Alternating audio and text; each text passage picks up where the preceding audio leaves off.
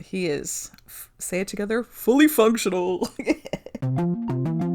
There's a mall in this freaking spaceship. Whoopi Goldberg is in this show? It's to use the science, to science the science. We love growth on this podcast. This is what I get for writing so poorly. We've crossed a meme threshold. Who's the Trekkie now? I don't remember anybody's names. I think you're expecting too much from Star Trek. Listen, you want details? Watch the episode. The Borg Street Boys. The saucer separation happens. I'm so happy. All right, and that's it. That's the end of our podcast. We're never coming back. Thank you. Hello, everyone, and welcome to the Series Retrospective. The overall Series Retrospective for Fully Functional, a TNG podcast. The last episode of our TNG journey, I should say. As a reminder, we are going to be doing Deep Space Nine, so it's not over for the podcast in general, but just for the next generation. And we are going to take we're going to take a little break from recording, and then we're going to try to have a few episodes in the can before we come back, which we are planning on doing early November. Put together a little buffer between when we release and when we start recording. Yes, because the circumstances are much different than when we started this podcast. Which I guess I'll use as a segue into discussing our sort of journey with this podcast. Because when we started this, it was literally at the beginning of the COVID lockdowns.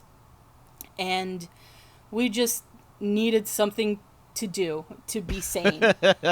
And it's been what? It's been 5-6 years? It has been... It's coming up on 6 years, yes. So I guess we'll start... Because Dory, this was... I believe this was...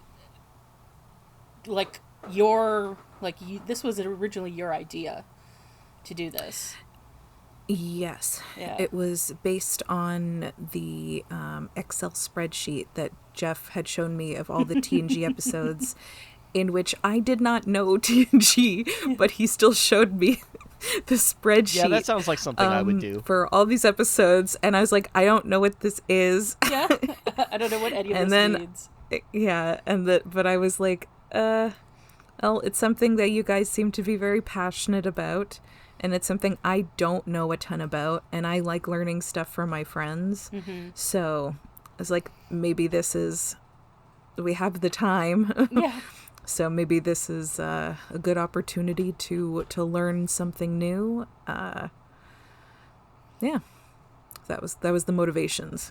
Yeah. How do you reflect on this whole journey of watching the show and stuff? Because I think you said it was not at all what you expected it to be. Yeah. I mean, so when I was working on the series retrospective stuff, I went through my season retrospectives. Mm-hmm. And I just want to read from what I wrote for the season 1 retrospective. Mm-hmm. Is that I wrote what were my expectations for season 1, and I wrote, I knew Patrick Stewart was in it, and I knew what Data looked like from commercials. I thought it was going to be way more serious. I didn't expect it to go through every emotion on the spectrum. And that is wildly, I stand by that. Because truly, this show, I mean, I didn't really know what to expect because I'd not seen a Star Trek show. Mm-hmm.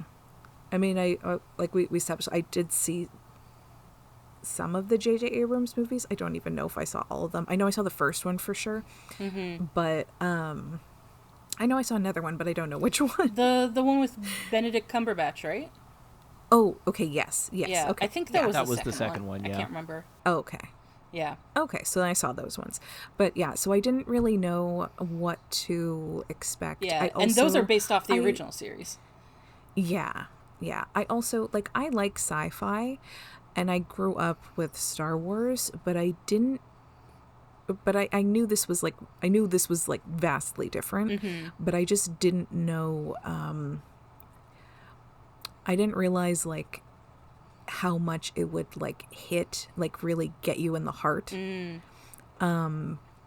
And so what I do want to mention is my overall thoughts that I wrote for season 1, which I do think still again also still stands, was I'm in it to win it. I don't think it really clicked in that I'm in for the long haul until Yar was killed. That wrecked me. And it made me realize that I'm invested in these characters. Most surprised how horny the show is. Yeah. And I stand by that. And I do think that's incredibly accurate. Yeah. That the show is incredibly horny. I think it has a lot of heart, and I think that might be the biggest thing I've learned, is that it has a lot more heart. I didn't anticipate really feeling for the bridge crew. Like, there is not one single person in that of the main cast that I did not like. I adore all of them, and I just only want great things for these characters, even though I'm not going to see them anymore. That's not true. We'll show you some more.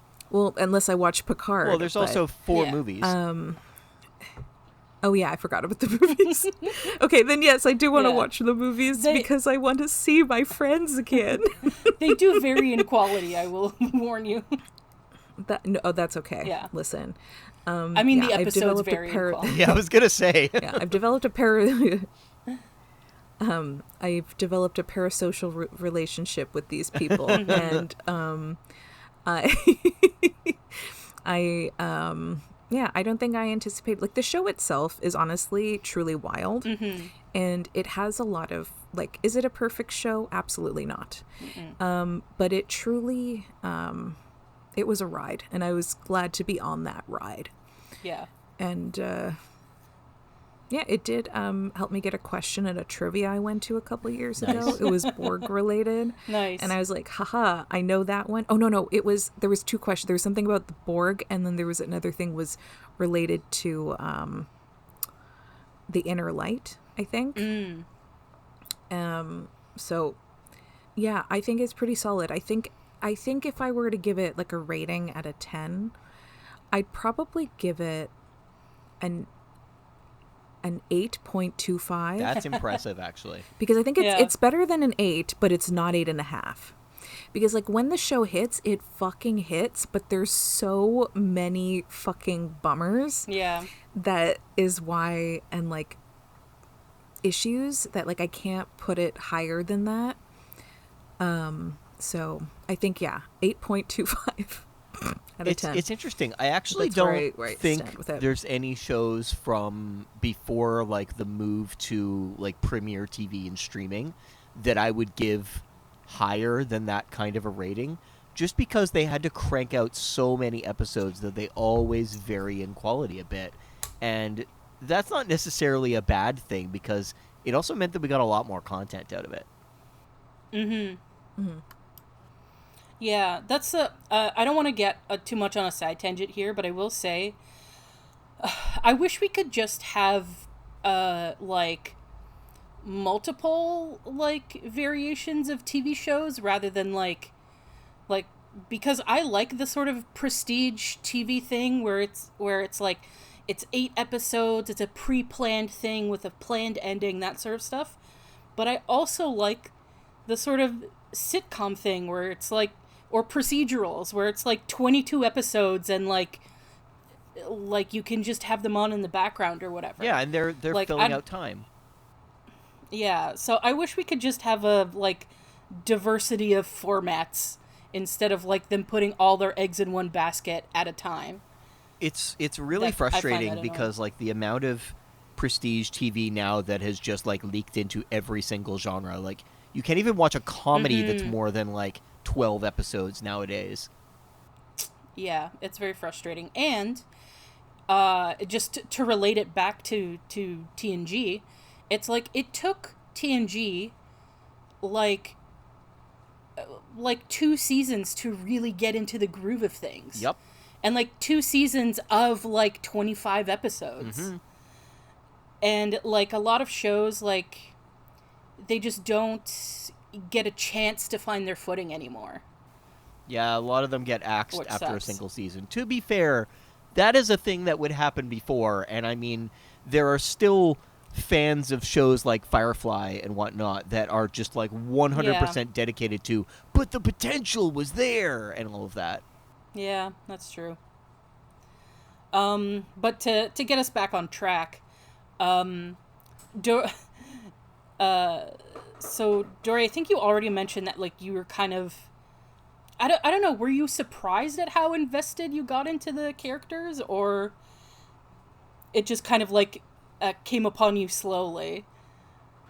I think it's sort of a mix. I think there's a few characters that really hit. I remember Troy was really hit for me immediately. Mm-hmm. And I think also, I mean, I think I liked Picard pretty quickly, but I think that was influence. I was very influenced for that one scene in, we've talked about ad nauseum, in Naked Now, the lean over Dr. C.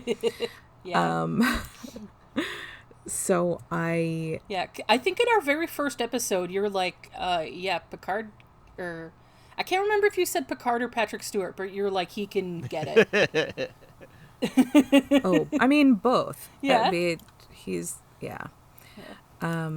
Is there any character you're surprised you got attached to? Worf. Yeah, that's fair. I'm surprised too. I'm not. Worf's fucking fun. Oh yeah, for sure. I wasn't expecting Dory to like really attach to fair. Worf. But I think because typically because Worf is so like gruff and kind of antisocial, that's not the character that I normally am like rooting for, or like that's not usually my favorite. But there's some things to a certain degree that Worf did reminded me of some people in my life that I just like really kind of stood out to me. Mm-hmm. And it took me like a while to figure out that's why he really like I connect with him, is because there are certain traits of his that remind me of people I know. And fair. So it just, I don't know, it also his like the parts where, because he's so serious, but then when he has his little parts where he's vulnerable or funny, really kind of hits. Yeah, I mean, like yeah. So, I mean, Worf was kind of a surprise to me. Yeah, I think he is essentially a straight man. Yeah, like in terms of like comedy parlance, and oftentimes like the straight man's the one that gets the laughs. More, just because his reaction to shit is so funny. Good team. Nice house. And of course, like Michael Dorn just like adds a lot to it, and I think I'm getting a handle on what characters you like, because so for the audience, we've been showing Dory original series. We are doing that purely for ourselves. We're not going to record episodes about it. But the last time we were watching episodes, Dory, you mentioned that like Bones is kind of your favorite so far. Yeah, he's pretty dry. He's kind of funny. Yeah.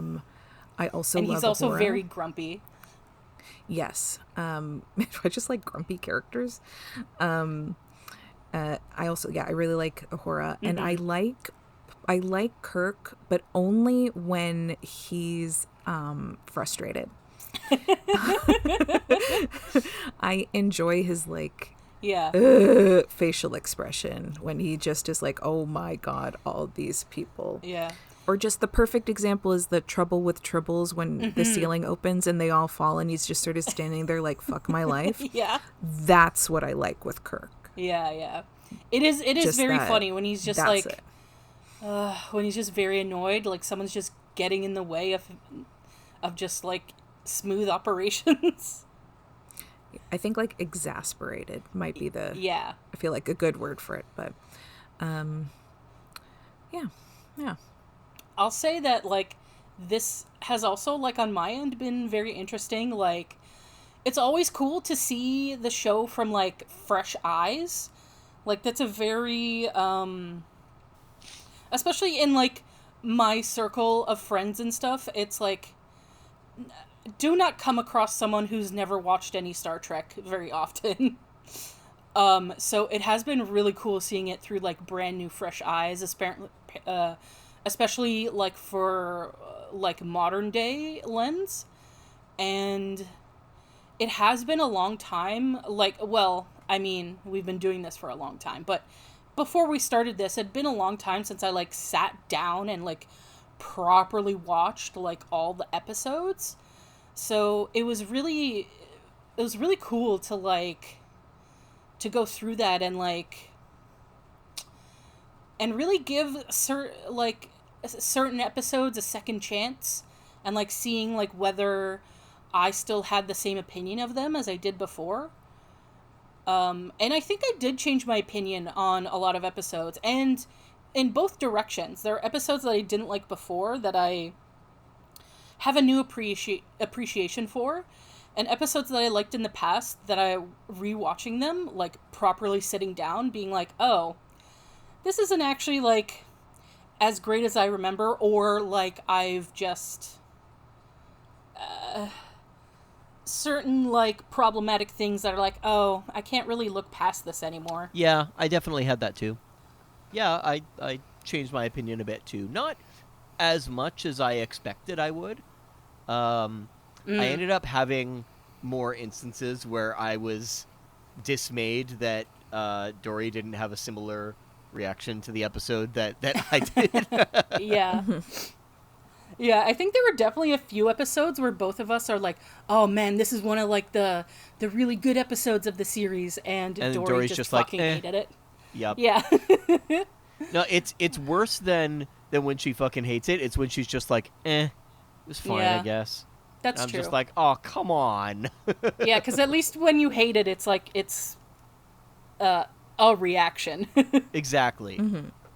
Yeah, I mean, so when I was putting together my list for this episode, and I was looking through my season retrospectives to put together I picked, like, one episode per season as, like, my top one, but also take with a grain of salt because I don't remember a ton of these, like, super well.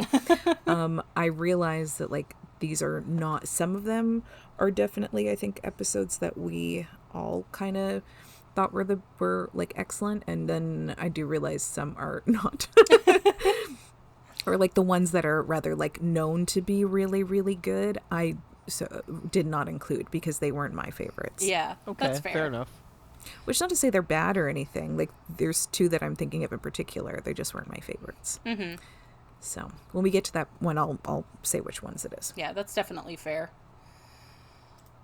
Yeah, it was so, and so outside of, like, actually watching the show, it's been an interesting journey in sort of, like, in doing the podcast terms, because it's like, I am so shocked that we actually finished the series, because I think normally, like, all of us, like, have this thing where we start something and we don't necessarily finish it, and this is, like, such a, I'm not sure the words, but it's like, it's an investment doing this, right?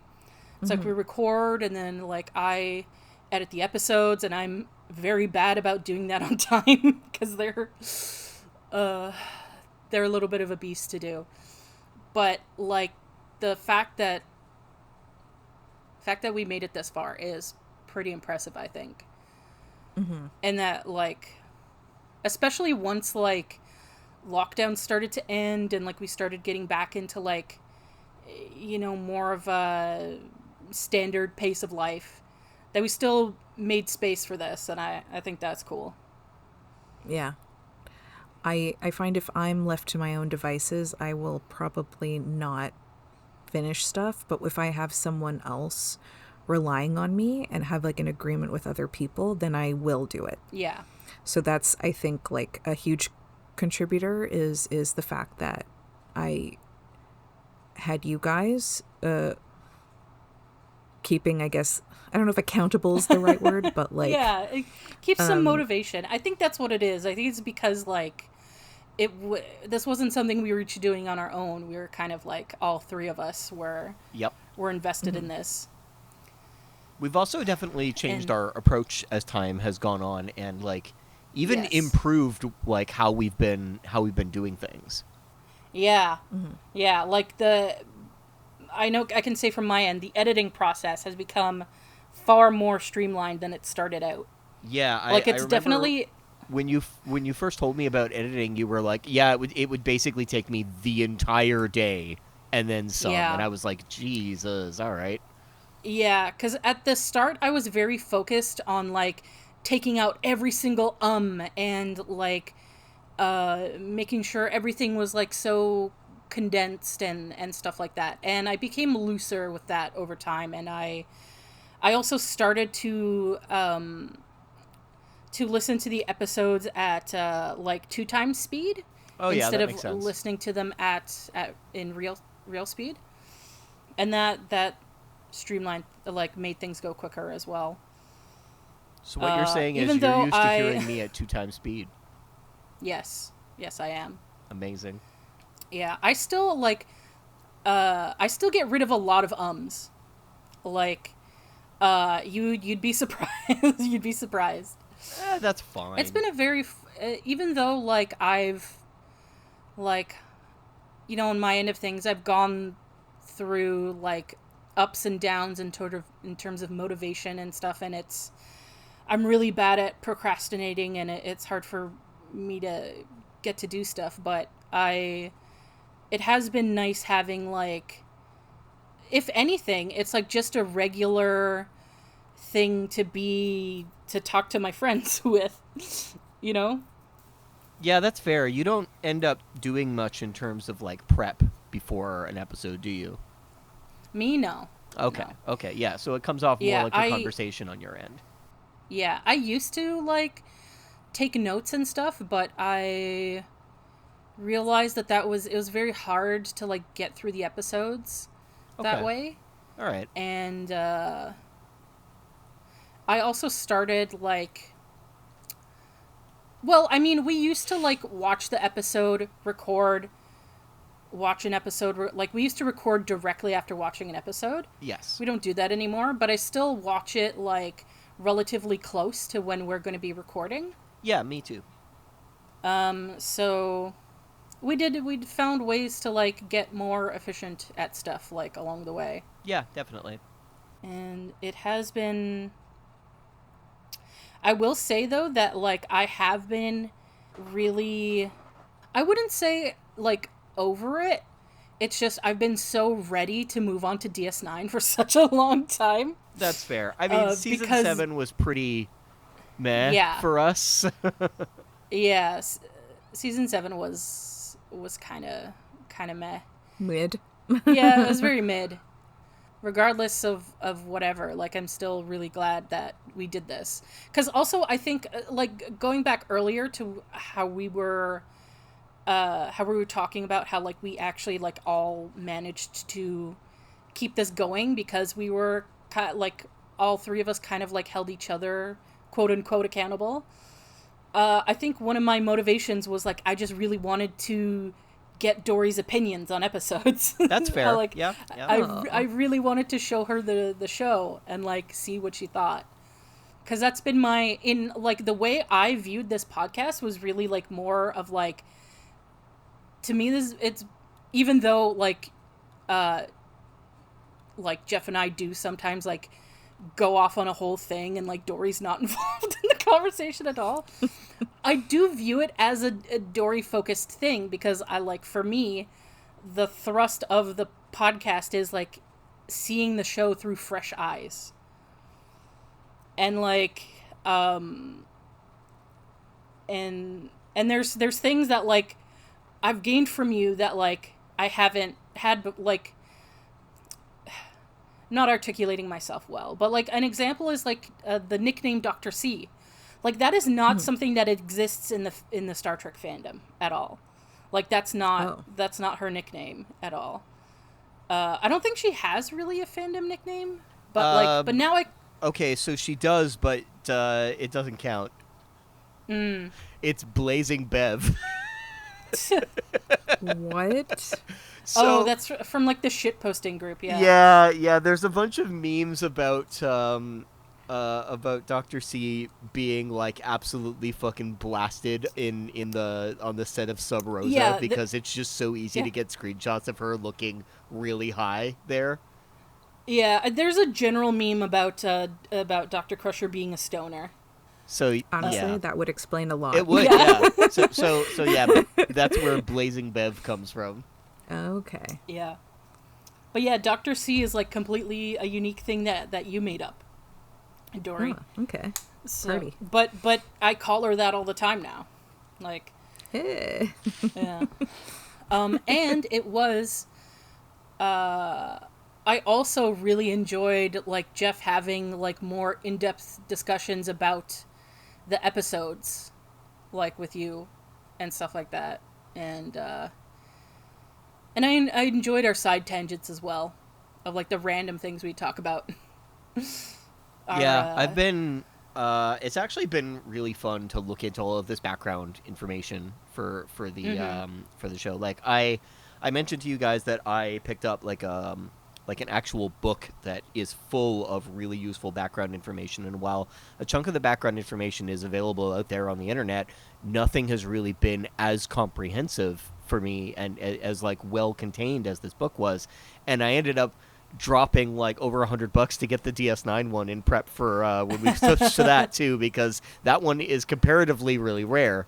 So it's quite expensive. So yeah, I'm fine with that. It was a choice. Yeah. It's an investment. Yeah.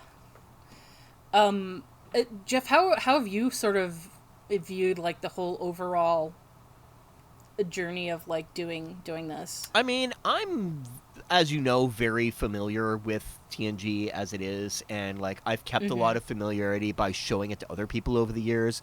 I've had 2 separate roommates that I went through all of TNG with over, like, the last 15 years, and, like, that's quite an investment. One of them kind of, like, speed ran his way through it, so I'm not sure that one really counts. But the other one we actually, like, did watch all of it together over the course of about a year. And there's so many instances where I still got, like, because these were pretty nerdy people that I watched it with, where I still got, like, a completely different perspective from it out of you, Dory, and it always surprised me. And I have to admit, there were a couple of periods where I almost dreaded hearing what you were going to say about it, because I was like, oh man, I really like this episode. I don't want it to get, like, absolutely crushed. Like, is Dory going to like it, et cetera, et cetera. And yeah, I'm overall happy with the results in the end. I still worry once we do start up with DS9 whether we will run into similar problems, and I expect we will, but I don't think anything is going to be, like, so earth-shattering to me, because the one big difference, I think, is that DS9 I was a lot more familiar with when I was younger, and it has comparatively been quite a while since I rewatched any of it, really.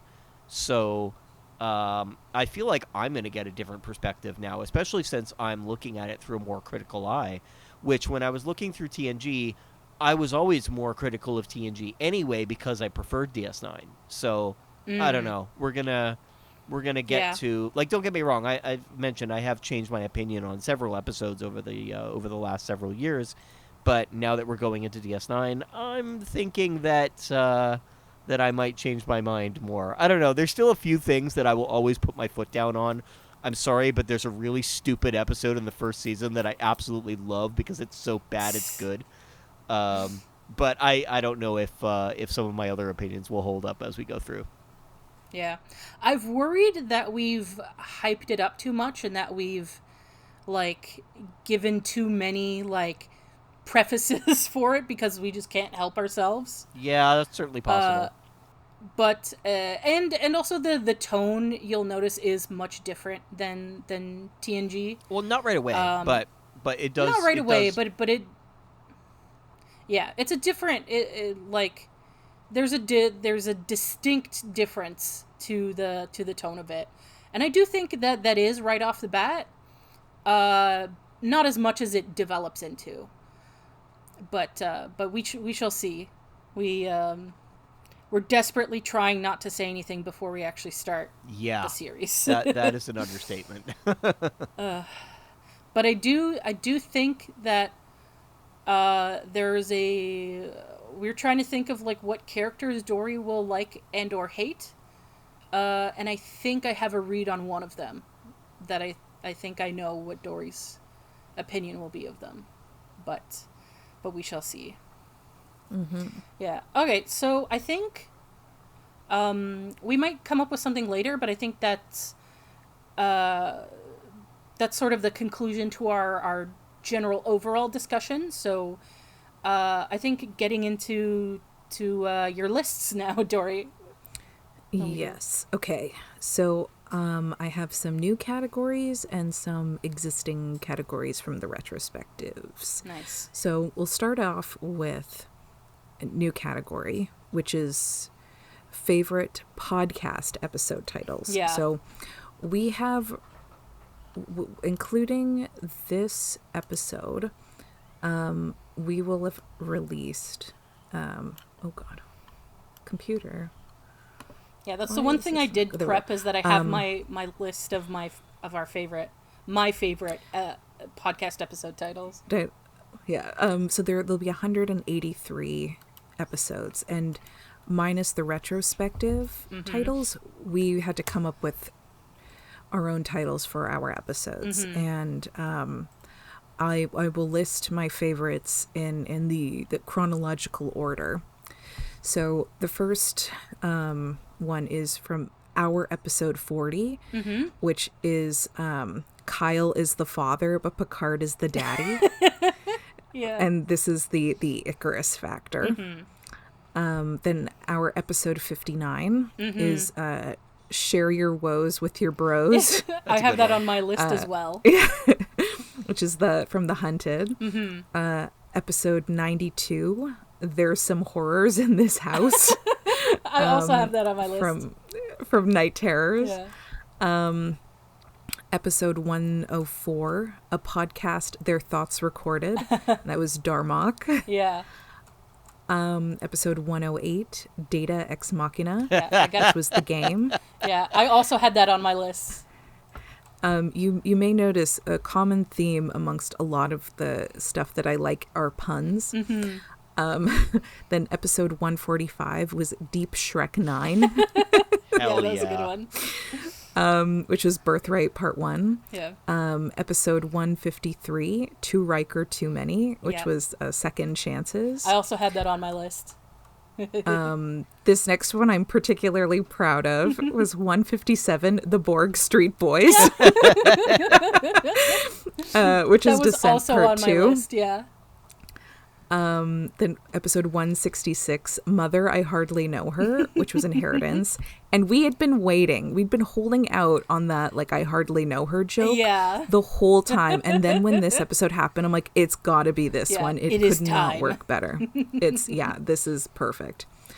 Then 172 is The Talented Mr. Radioactive. From Thine Own Self, and then episode 176, Dances with Wes from Journey's End. Yeah, that was a really good one. Yeah. I think I came up with that, didn't I? Or was that you? I don't know. I know some of them I know that I did. I'm pretty sure I did. I know that I did Share Your Woes with Your Bros. Yes, because I said that in you. the actual podcast. Yeah. I'm pretty sure I also did There's Some Horrors in This House. Because it's a WAP reference. Yeah. I may have done a podcast Their Thoughts Recorded. I'm not entirely sure. Deep Shrek 9, that was absolutely me. Too Riker, Too Many. Yeah. Borg Street Boys. I think I also did The Talented Mr. Radioactive, but I'm not sure about Dances with Wes. I think Deep Shrek 9 was Jeff. I think because we kept Shrek 9? I think because we kept going like Shrek Space 9 or something like that, and Jeff was like, come on guys, it's Deep Shrek 9. Oh yeah, that sounds like something I would say. Yeah. Yeah, you definitely came up with like putting Shrek in the title. In the name? Yeah, and then I think Jeff was the one that suggested putting it replacing 9 in between. Yeah. Oh, or space. Space, yeah. Yeah. So I think a good chunk of the titles I came up with. Yes. But I'm not entirely sure. Yeah. Some of them I just remember better, but I some of them I'm not entirely sure. Yeah. I remember, like, when I was going through the episode titles again, I noticed that in the beginning we actually relied on episode quotes. Like, I think that's and then eventually we started like just I think we did still do that, but we did start making up our own titles more as we went on. Yeah. So is that all of yours? Yeah. Okay, so the ones I had that weren't already on your list, Dory, was episode 57, Bad at Conversation, Good at Murder. That was really funny. That was the Vengeance Factor. I don't remember what that is. Is that... No, never mind. I mixed that up with the one with Picard's son that was not Picard's son that the Ferengi found. Yeah. Because this is early, because this is only episode 57. Yeah. It's because the Google Doc that Dory had has the episode title and the description we gave it on Instagram, and it says The Vengeance Factor, where we find ourselves surrounded by questionable hair choices. Oh no. All right, so the next one that wasn't on your list that I have on my list was Picard did World 359. Which was Best of Both Worlds Part 2. That was episode 76. And the next one was episode 80, Dr. C in the Multiverse of Madness. And that was Remember Me, where she gets stuck in like the like mini dimension or whatever. Yeah. That's a great one. Yeah, and the last one that I had that on my list was The Boy with No Eggs. Oh man, I really like that. Which is from the second part of Chain of Command. Which is the one where Picard gets tortured by the Cardassian guy. Because he tells that story about how, like, when he was living on the street. Yeah, the Taspir egg or whatever. Yeah. Jeff, did you have any episode titles that you liked? I mean, everything is covered by what you guys did, so I think I'm good. So my next one is then nicknames. Oh, yeah. So some of my favorite nicknames that I came up with, they're all pretty dumb, but I'm going to save my number one favorite one to last. But I liked from season 5's Power Play, Data O'Troyan. Oh, yeah. When Data, Troy, and O'Brien were like turned, their bodies were taken over by the criminals. Oh yeah. And I just decided to have like one name for all three of them together. There is one thing I forgot to mention in our general discussion, and that was that I was very surprised at how much you rallied against Chief O'Brien. Oh. I was just surprised at how much of a hard stance you took. Listen, sometimes like he's an easy guy for me to pick on. Yeah. And I don't like bullying, however. Yeah, I understand that like part of it is for the bit too. Yes. But it's still very funny. I don't like hate him or anything. Yeah. I just Yeah. Then I enjoy from Genesis. I liked Werewolf and Willandrathal. Yeah, that was great. And then the next one, which has been quoted back to me by a friend, was Eddie Jelly. Yeah, that was from Chain of Command Part 1 and 2. Yeah, that's one of my favorites as well. I really liked Eddie to the Jelly. point where I don't remember his actual name. Edward Jellicoe.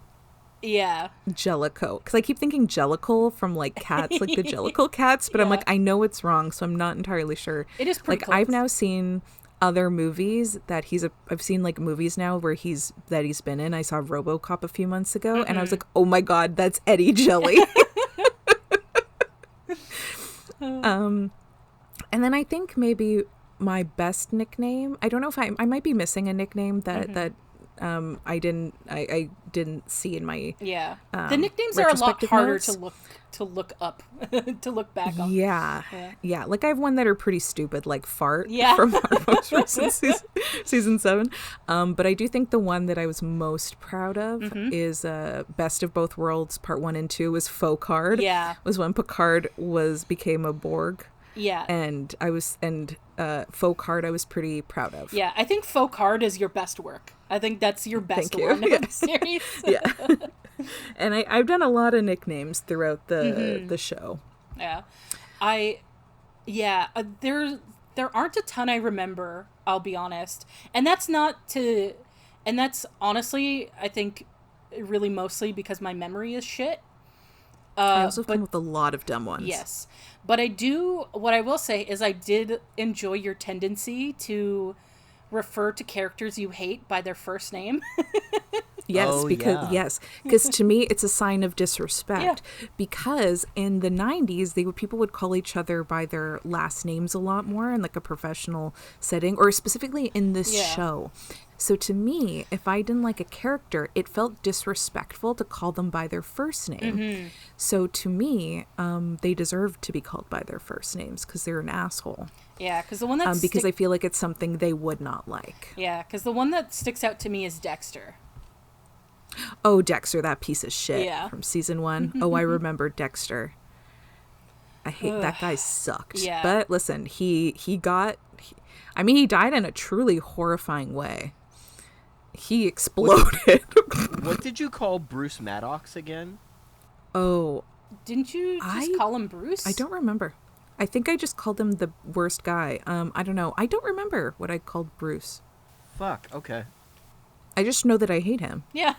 I remember exactly who he is. I remember exactly who he is, but he sucks. Yeah. There's a lot of people I disliked. Yeah. That was also extremely funny when you just like really, really hated someone. Yeah. I remember, I forget the character's name, but there was that one really early episode where that older guy comes on board and he's just like really fucking like self-important, and he like dies, but he like possesses data or whatever. Oh, I know exactly what you're talking about. Yeah. Ira, yeah. Yes, Ira Graves. Yeah. Yep, I know exactly. To know him is to love him is to know him. Right, yeah. Yep, he sucked butt too. Yeah. Yeah. I actually, that actually can bring me to my next category, which is, I'll say, favorite villain, but I use the term favorite super loosely. Yeah. And this is from the entire series. So number 1 is any type of admiral from Starfleet. Yeah. And number 2 is Starfleet in general. Heyo. Yeah. That's my list. Yeah. I mean, that's very fair. Because, like, I didn't want to go through and do all these individual ones, because at the end of the day, they kind of come and go, where it's people I truly fucking hate. Yeah. But I do think there was the ongoing sort of, I don't want to say bit in the show, because it wasn't a bit, but to us it felt like a bit, where almost every admiral that showed up at any point in all 7 seasons, except for like a couple here and there, everyone turned out to be corrupt. Yeah. That's very true. And that just, and it was always like admiral. It wasn't like a different title. It was always something admiral something. Or like vice admiral. Like it just always, they always had admiral in the title, and they were always fucking corrupt. Yeah. They were either like super corrupt or just really fucking annoying. Yeah. Just like, they just were shitty. So yeah. So that's my favorite villain of the series is Starfleet. Yeah, sorry. I think that's very accurate. And the admirals. Yeah. Oh, okay. So just on IMDb, I was just like scrolling through like the list of episodes. And there's an enemy I forgot about, and that is Okana. He is my villain of the series. I fucking I know, like, maybe you don't feel as passionately about it, but I just hate him so much. I mean, he's dollar store Han Solo. Yeah, definitely. Not even dollar store Han Solo. He's like Temu Han Solo. Yeah. He's just very honestly, annoying. I remember who he is, but I would not have remembered this per se, except there are some quotes from that episode that I like that I saw in my season retrospective. Yeah. So that's the only reason I remember it. It was like kind of a whatever. He was kind of whatever to me. I'm like kind of. I have no strong feelings towards him. Yeah. That's fair. I feel very passionate about it. I don't like him. I mean, I think by all means. Maybe just because I find that whole episode just aggravating. That's fair. It is incredibly. So after favorite villain, I put this favorite Enterprise moment. And I just put every time they did the saucer separation. And I did it a handful of times. And every single time I was excited. I got super pumped and psyched for the saucer separation. Yeah, I think they did it only 2 or 3 times. Yeah, they really only did it a few times, but I was jazzed every time. Sorry, I missed what the category title was. Favorite Enterprise moment. Oh, Enterprise moment, yeah, that's it. It's just the saucer separation. Yeah, I remember when we did the very first episode of the podcast. I remember being surprised at just how jazzed you were about the saucer separation, because I think you were like, I didn't know it could do that. Yeah, and I kept up that enthusiasm every time they did it. For the couple times they did do it after that. Yeah, I love the saucer separation. Yeah. I'm not sure why it tickles me so much, but I enjoy the shit out of it. Yeah, that's fair. So I think, okay, I'm going to go to the TNG episode titles. So not a big list, but these are some of my favorite titles. Number 1 is Menage a Troy. Yeah, that was great. A Fistful of Datas. Yeah, that's a great one. Deja Q. And Cupid. I love a pun. We have established this. I love a pun. And a lot of the Q episodes were pun names. Yeah, that's fair. From there, let me see. I'll do favorite non-bridge crew member characters. Okay, so Nurse Alyssa Ogawa. Yeah. Incredible. Yeah, I like her. MVP for a bunch of episodes. She's amazing. She's incredible. I think her actress passed away recently too, which sucks. What? Yeah. Oh, jeez. May her memory be a blessing. Oh my goodness. Next is Ro Laren, which, I mean, yeah, I love Ro. I love Ro. Next is Oksana Troy, Troy's mom. Love her. Another one, this again, not going to be a surprise. Gowron. Yeah. Yeah, honestly, a lot of the Klingon characters. Yeah, so speaking of which, next one, Kalar. Yes. May her memory be a blessing. Oh. Next is, sorry, go ahead. I was just going to say, I looked it up. The actress that played Nurse Ogawa, Patty Yastake, I believe. Yeah, she passed away in 2024, actually. Oh, damn. Yeah. Oy. I just wanted to pay her, give her tribute by saying her name on the podcast. Apologies for derailing. No, it's... Yeah. No. All good. She is amazing actress portraying an amazing character, and yeah, may her memory be a blessing. Next on the list is Moriarty, who only appeared in 2 episodes. Yeah, but he was so good. Like, the character was great, the actor was really great. He just was very fun. He just was great. It's not a surprise because he was the butler on The Nanny, And he was great in that show too. Oh, absolutely.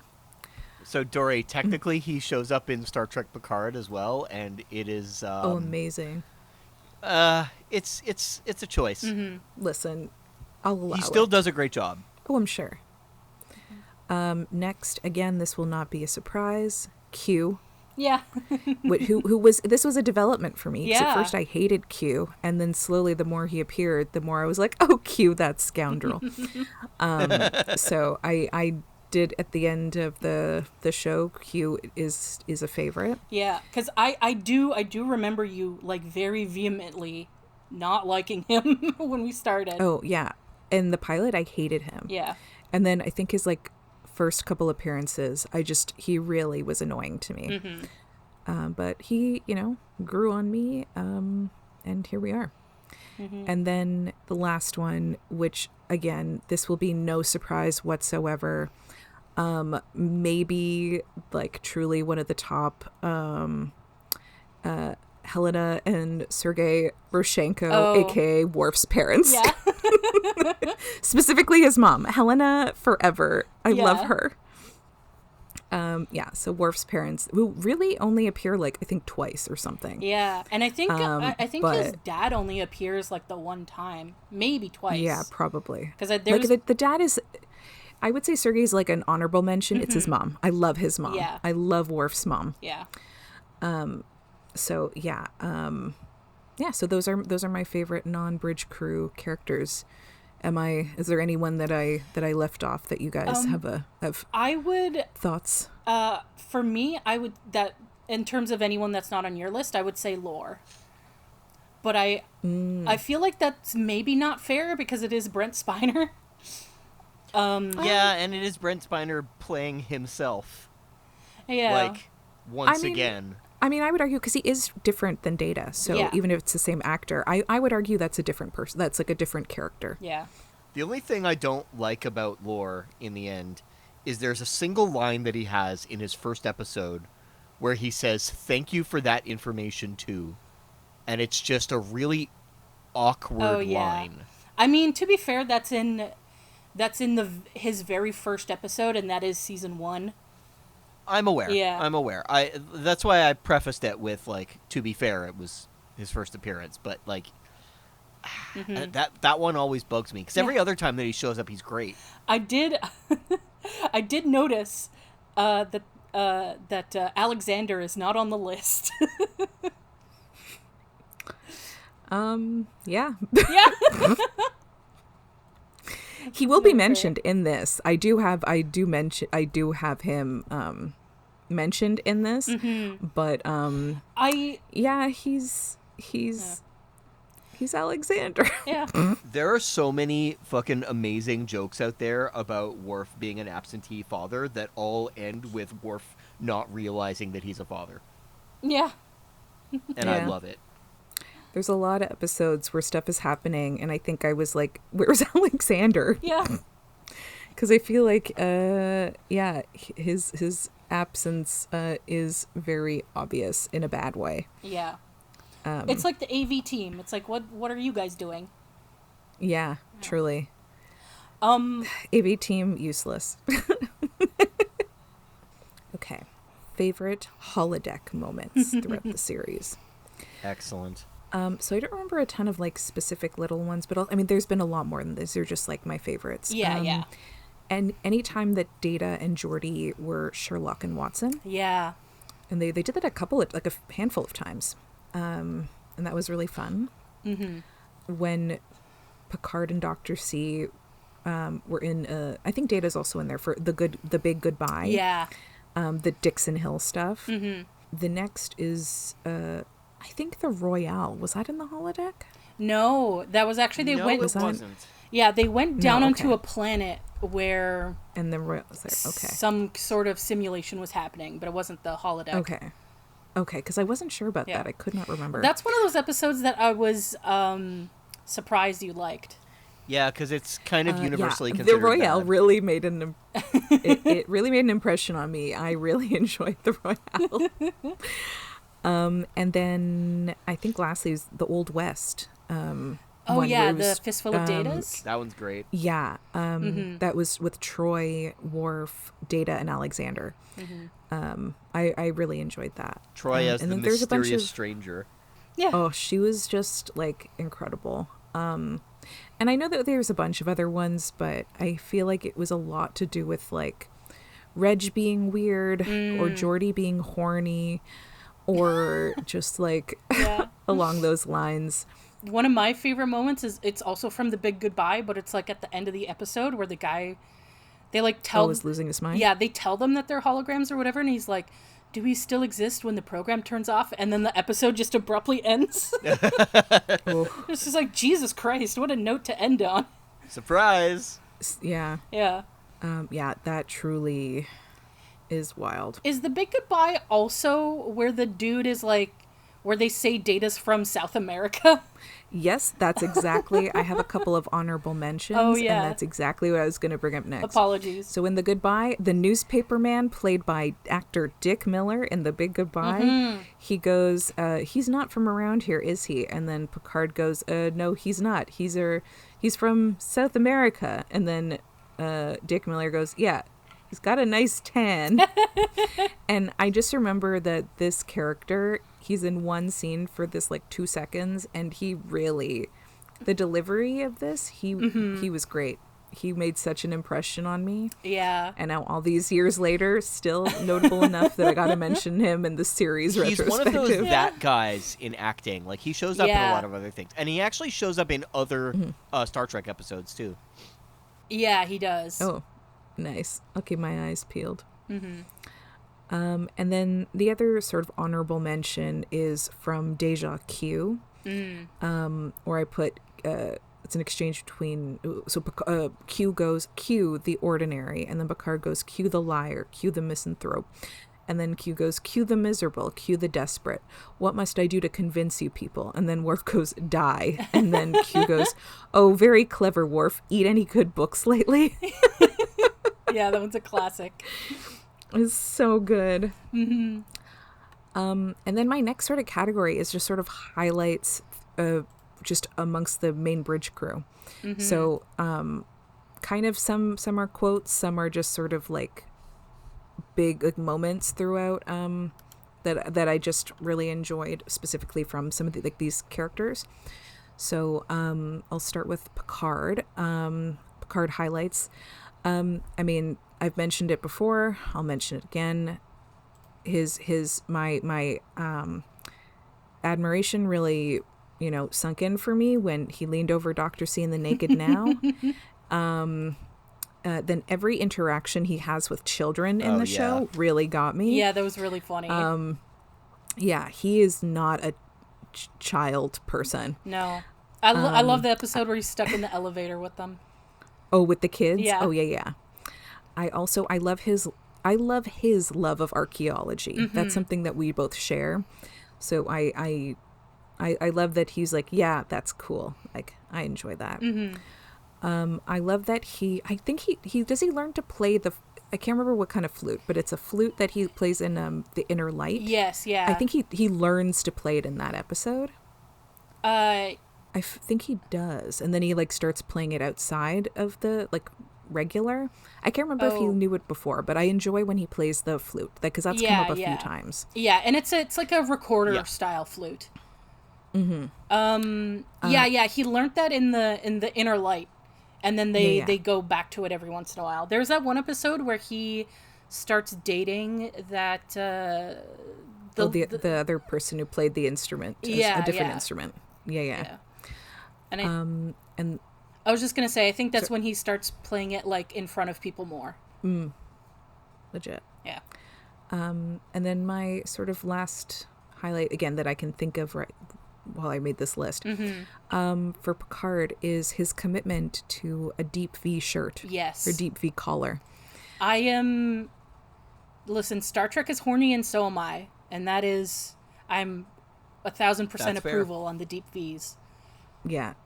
That from the beginning to the end, he loved a deep V. Yeah. And I can't blame him. Yeah. I support his decisions to wear for deep V outfits. Can you guys stop saying Deep V? Why? No. No reason. Deep V. Deep V. Fuck. Oh no. Okay, I'm leaving. Okay.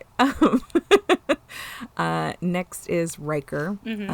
Of course, Riker, the trombone, every time he plays the trombone, which is a number of times that is either played or mentioned, throughout the series. Isn't it because Jonathan Frakes plays the trombone? I have no idea, to be honest. I don't know why they chose the trombone. Am I misremembering that? I don't know. Okay. Don't quote me on that. So, I quite enjoy all the trombone mentions and playing. He hasn't done this in a while, but in the first few seasons, he would sit in chairs weird. Oh, yeah. And that's because of Jonathan Frakes. Because that I know is like a back issue. Yeah. But because he was committed to sitting in chairs weird for a good few seasons. Yeah. I think they just showed him getting into chairs less. That's what it was. As the series went on. Yeah. Yeah, we cut. He's already in a chair. Yeah. I enjoy Riker's flirting. There's an episode he flirted with Guinan, and she just is like, "Oh my God, shut up! Keep talking about my eyes." And then, but in particular, there's an exchange that he had in Unification Part 2, where they're in like this. I think they're in like a pub or something, and they're trying to. Oh yeah, smuggler, they're they in find like his wife. they're in what is basically like the cantina from Star Wars. Yeah, and so he goes up to the smuggler's wife, and she goes, "Who are you looking for?" And then he goes, "Who says I'm looking for anybody?"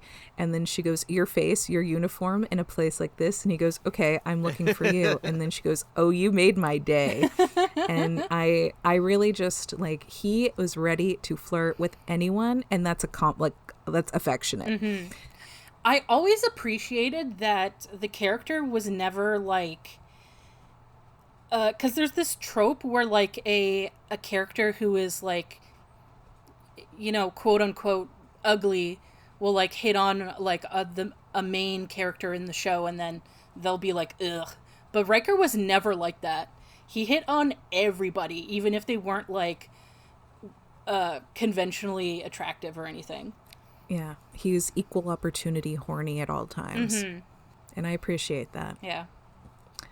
And then consent king too. Oh yeah. And then I quite enjoyed him pretending to be another nickname, Boy Card's dad in Rascals.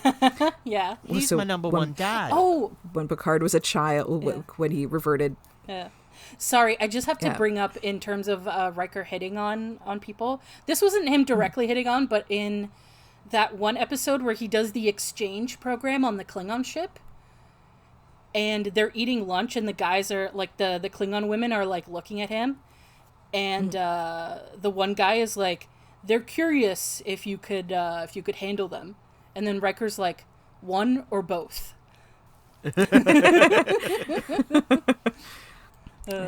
Riker, it was a good time.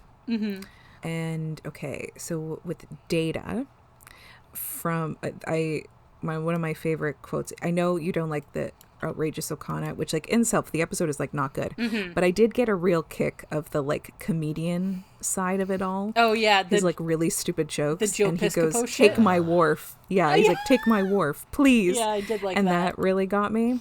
I do like when like I always enjoyed when Data like kind of quote unquote became a character for like the joke of it. Yeah. I also really loved the Ira Graves eulogy. Oh yes, yeah.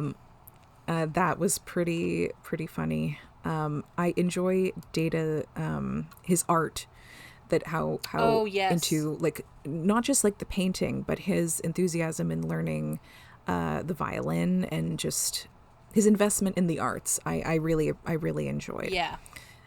It didn't come up like super often, but whenever it did, I really enjoyed. And even like him, the parts in the holodeck when he would start doing a like a Shakespeare monologue or something, and always in costume. So I appreciate that Data is a patron of the arts. Yeah. And then the last sort of notable thing is his relationship with Lal from The Offspring. Yeah. His child. so to speak. And everything, like, there was like a montage I remember with him teaching her stuff. I believe Geordi also teaches her some stuff, but it just was really, really sweet and was like a part of Data we hadn't seen. And I think we really see throughout the series, like, I think Data is always looking to try to become more human, but I don't think he anticipated, like, or I don't think I also anticipated how much heart Data actually has. Yes, yeah. And a level of earnestness that I think that he didn't maybe take into consideration as not necessarily a valuable human trait, but I think it's an undervalue to him. Yeah. And I really think that Data's heart is truly his interest in other people and learning and investment in the people around him. Especially, like, I love his friendship with Geordi. Yes. Yeah. That truly just, like, made Data such an interesting character. Yeah. And because they had the potential to truly just make Data, like, robot the whole time. Yeah. But Data grew so much as a character throughout the series. And that I just don't think he gets enough credit for how much heart he actually has. Yes. Yeah. Especially, like, like, he doesn't give himself enough credit. Yeah. And I think, because I was thinking about this, and it's not even, like, I realize it's not even necessarily that, like, that what's admirable is that he keeps trying to be human. It's that he always tries to improve himself. Like, he always tries to, like, be better, to understand people better, to, like, ironically, like, become more empathetic. He, like, and it's because he has to put work into it, you know, and he makes it a priority to understand people and to be a better person. And I think that's even more important than, like, the specific, like, trying to be more human. It's like he is just trying to be a better person, I think. And I think it really helps that, like, I think Brent Spiner brings so much to it because he is inherently such a, like, goofy, extroverted kind of guy that, like, having that person have to play someone who is very restrained will be able to find a way to, because he that type of person, he wants to be outgoing and stuff, but he has to, like, repress it. So he'll find a way to inject that into the character in other ways. So I think that's the advantage of having an actor like Brent Spiner play Data, is that he is able to infuse, to, like, not make Data boring. Yeah. Yeah. So my next person is Troy. She was cool as fuck and a fistful of Datas. Yeah. Oh, go ahead. Sorry, I just suddenly remembered a Data thing, which was I loved the episode where he has to the episode's called Hero Worship, and it's where that kid's parents die. Oh, yeah. And he becomes, like, really attached to Data. I just thought that was a very, very sweet episode where he, like, you know, where he, like, helps the kid be more like like himself. Yeah. All right. Apologies. Go on. No. All good. So yeah, Troy, just cool as fuck and a fistful of Datas. Looked cool, act cool. I feel like we didn't get enough of this, but I loved Troy. I feel like was like her dynamic with so many of the crew as friends. I enjoyed so fucking much, and that's like one of my biggest critiques. I wish we had more. Yeah. Is I loved her friendship with Worf. Yes. I loved her. We don't get to see it a ton, but I loved her friendship with Geordi. And we did get to see, and her friendship with Dr. C, who we did get to see more of. But I think, like, albeit Troy was, like, you know, hit and miss with her job, I will admit. But I do think, for the most part, she was a really, really good friend. Yes. And her dynamic with she had truly incredible chemistry with everybody. And I just truly, it was hard sort of coming up with like highlights for her to a certain degree because so much of the series is absolutely ripping her apart. Yeah. She was very underutilized, and all the times they did utilize her character were just like trauma. Yeah, trauma. That's why I'm trying to emphasize the things that I think are just really, really great about her. Mm-hmm. I love the relationship she had with her mom. Yeah. That like Luxana shows up a bunch of times and you can see it's like, oh, they're not like best friends buddy, but like she will always be there for her mother. Mm-hmm. And it's just really, really sweet that she'll be like, oh my God, my mom's doing this, but always be like, I've got your back. Yeah. No matter what. And I think that Troy is just, I think the kind of person that you'd be lucky to have someone like her in your life. Yes, definitely. And I liked her chemistry with Riker too. Yeah. I thought. Oh yeah. Yeah. For sure. I liked that she also was sort of a confidant to a certain degree for Picard a lot, mm-hmm. where he would, which I think that she kind of was his sounding board more than anyone else. And I really enjoyed that dynamic a lot too, that like Picard is in a lot of situations that are super high stakes, high pressure, and he would, kind of bear it all to her. Mm-hmm.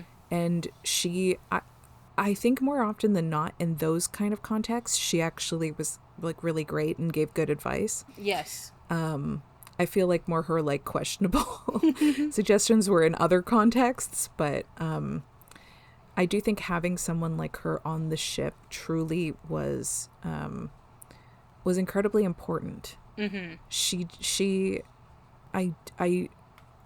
It's like she was incredibly underutilized, and when she was focused, she was getting wrecked, destroyed, traumatized in one way or another, and she didn't deserve that. Yeah. But to highlight the good stuff is that at the end of the day, she was cool as fuck. Yeah. Yeah. And I did enjoy her a ton. There was a reason why from right at the start I was like, I love her. Mm-hmm. That despite all like, whatever, I do think the actress is incredible. I think Troy as a character is really fantastic. And Troy's great.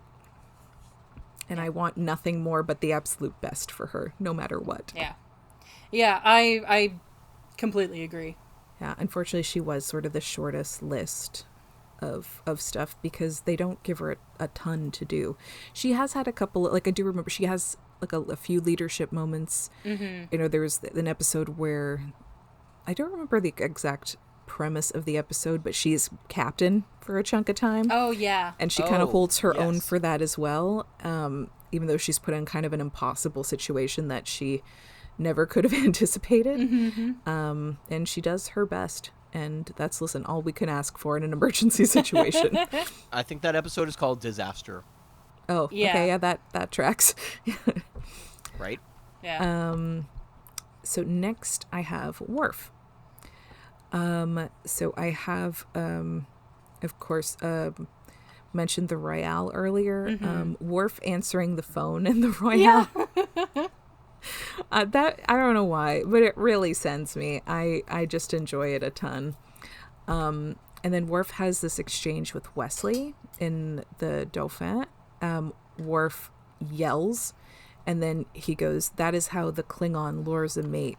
And then Wes goes, "Are you telling me to go yell at Celia?" And then Worf goes, "No, men do not roar. Women roar. Then they hurl heavy objects and claw at you." And then Wes goes, "What does the man do?" And then Worf goes, "He reads love poetry. He ducks a lot." And then I also loved his weird, complicated relationship with Luxana. Yeah.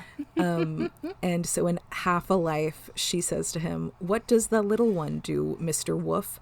And then he goes, "Please, madam, that is a torpedo launch initiator. And my name is," and then I think, "and it is Worf." madam, not woof. Yeah. I enjoyed that a lot. There's also, I think in season 7, a thing where when he started dating Troy, where he makes it, where she's like, oh, she'd be your like stepmother-in-law, whatever, and then he's like, that's a risk. He's like, I did not consider that, but it is a risk I'm willing to take. Yeah. So yeah, that was quite a fun dynamic. I also, when Alexander was there, I did enjoy most of the stuff they did together. I think Worf tries, but the trying can be half-assed. So I do want to give Alexander a little bit of a notable moment in A Fistful of Datas where he says to Worf, "Saddle up, father." And I do think that is a good sort of perfect way to like encapsulate Worf, to just saddle up, father. Like, yeah, get your shit together, man. Yeah, I do like that there were like Worf also is, as I've mentioned this, as a character is really interesting to me because he has this like gruff exterior, but then he does have moments of vulnerability and lightness that is truly quite lovely. Like one of my favorites, even though it's such a heartbreaking ending, is in Lower Decks when he is the mentor to I can't remember, Sato or something, the ensign, and unfortunately so unfortunately she does die on a mission, and he is like visibly upset by this, and we do see him training her and working with her in other scenes prior to that, and he could have, like, I think earlier on in the season and in the show, I would have said that he probably would not have taken people's condolences, and because afterwards at the end of the episode, the other sort of main cast in Lower Decks go over to talk with him and to, I guess, not necessarily commiserate, but it's actually the opposite. He decides to go over to the other people. Oh, he goes to them? Yeah. Oh, okay. Yeah. Well, I mean, I still stand my point of that he, you know, at the beginning of the show, I don't think he would have done it. Yeah, for sure. And where we ended up now is he has, you know, Worf has his flaws, but I do think he also has experienced a tremendous amount of growth throughout the show. That the vulnerability is not a bad thing. Yeah. I mean, the fact that he even though I do not support this relationship, the fact that he is interested in having an actual relationship with Troy, the fact that he asked her to be like the godmother to Alexander prior to them even becoming romantically involved, the fact that he just that he can be very, you know, like reactive, but I think the episode with adult Alexander, where he kind of has to kind of reflect and take in what adult Alexander's telling him, and there's an exchange I mentioned, I believe, in the previous episodes, with that he states that he has changed himself. It's not so much about Alexander changing, it's him. Yeah. He's different now, therefore the future has changed. It's not what is predicted anymore. Yeah. And I think that also sort of extends to the rightful heir episode. I don't remember what season it is, but it's when the guy Kalis comes back. Who's who's Klingon Jesus, and Worf also like ends up becoming kind of critical of it all and being, you know. Yeah, instead of just blind following, he questions his beliefs, because at the beginning he's just like Klingon. And it's like, okay, well, you do want to celebrate your heritage, but it's you're not, like, criticizing it is not inherently, you know, a bad thing. Yeah. And or questioning, not criticizing, but questioning. Yeah. I think that's a huge, that's like the general arc for Worf on the series, is that like he's like, because he's so disconnected from Klingon culture, he like dives really hard into it and like kind of overcompensates and like doesn't really question, and then as he gets more and more involved in like the actual politics of like the Klingon Empire, he like starts to question and criticize and stuff. And there's a thing I wanted to bring up from Firstborn, which is the episode with future Alexander. And if you don't remember and I mean towards the audience, if you don't remember, they don't find out that it's Alexander from the future till like towards the end of the episode. So when they still don't know that it's Alexander, him and Worf are having this conversation in 10 Forward where he's trying to convince Worf to send Alexander to like a Klingon boarding school sort of deal. And Worf is like, he's tempted by it at first, but then he very quickly is like, no, like Worf is, been a questionable father at times, but in this moment he's like, no, Alexander is my son. He is my responsibility. I am not like sending him off for someone else to take care of, even though that's what he did at first, because he sent him to live with his parents. Yep. And I really appreciated that, because he locks in. He's like, no, Alexander is my son and I am taking care of him myself.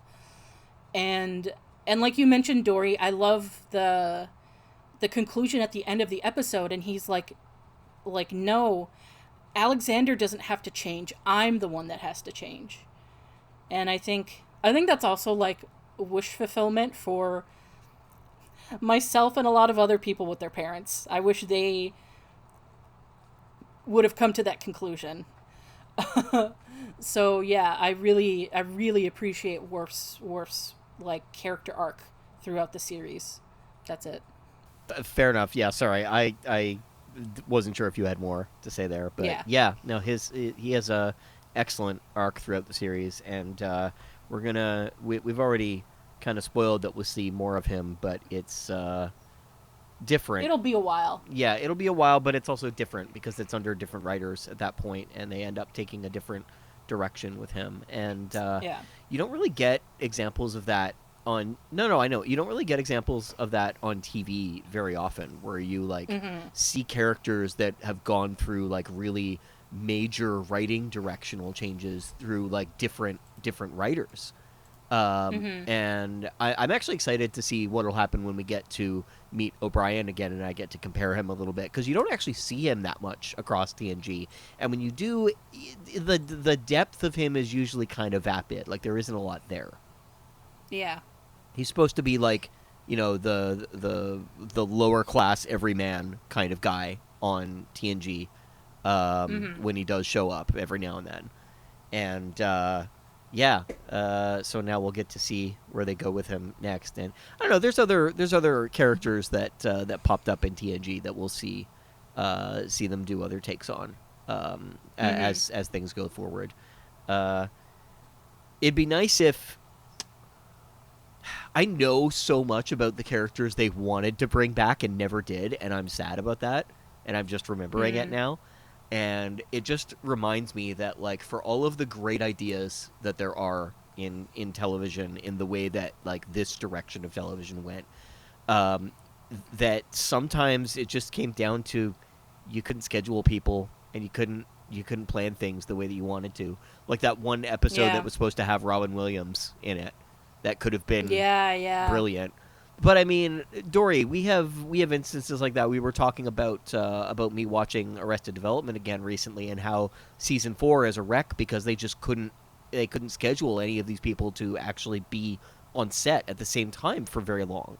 So they end up having this really like mixed bag of a season where they're not really sure what to do, and they're like, well, we have to make the most of what time the characters have together. So let's look at the same story in like several different ways from each character's perspective, so that we can reuse footage from the different times that they interact. Yeah.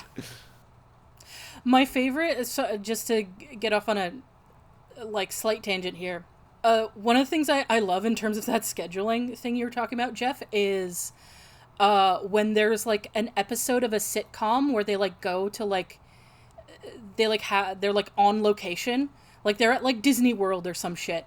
And it's, like, very clear. It's like, oh, they had, like, 5 hours at like this theme park, and they had to get everything they could in those 5 hours. Oh my god.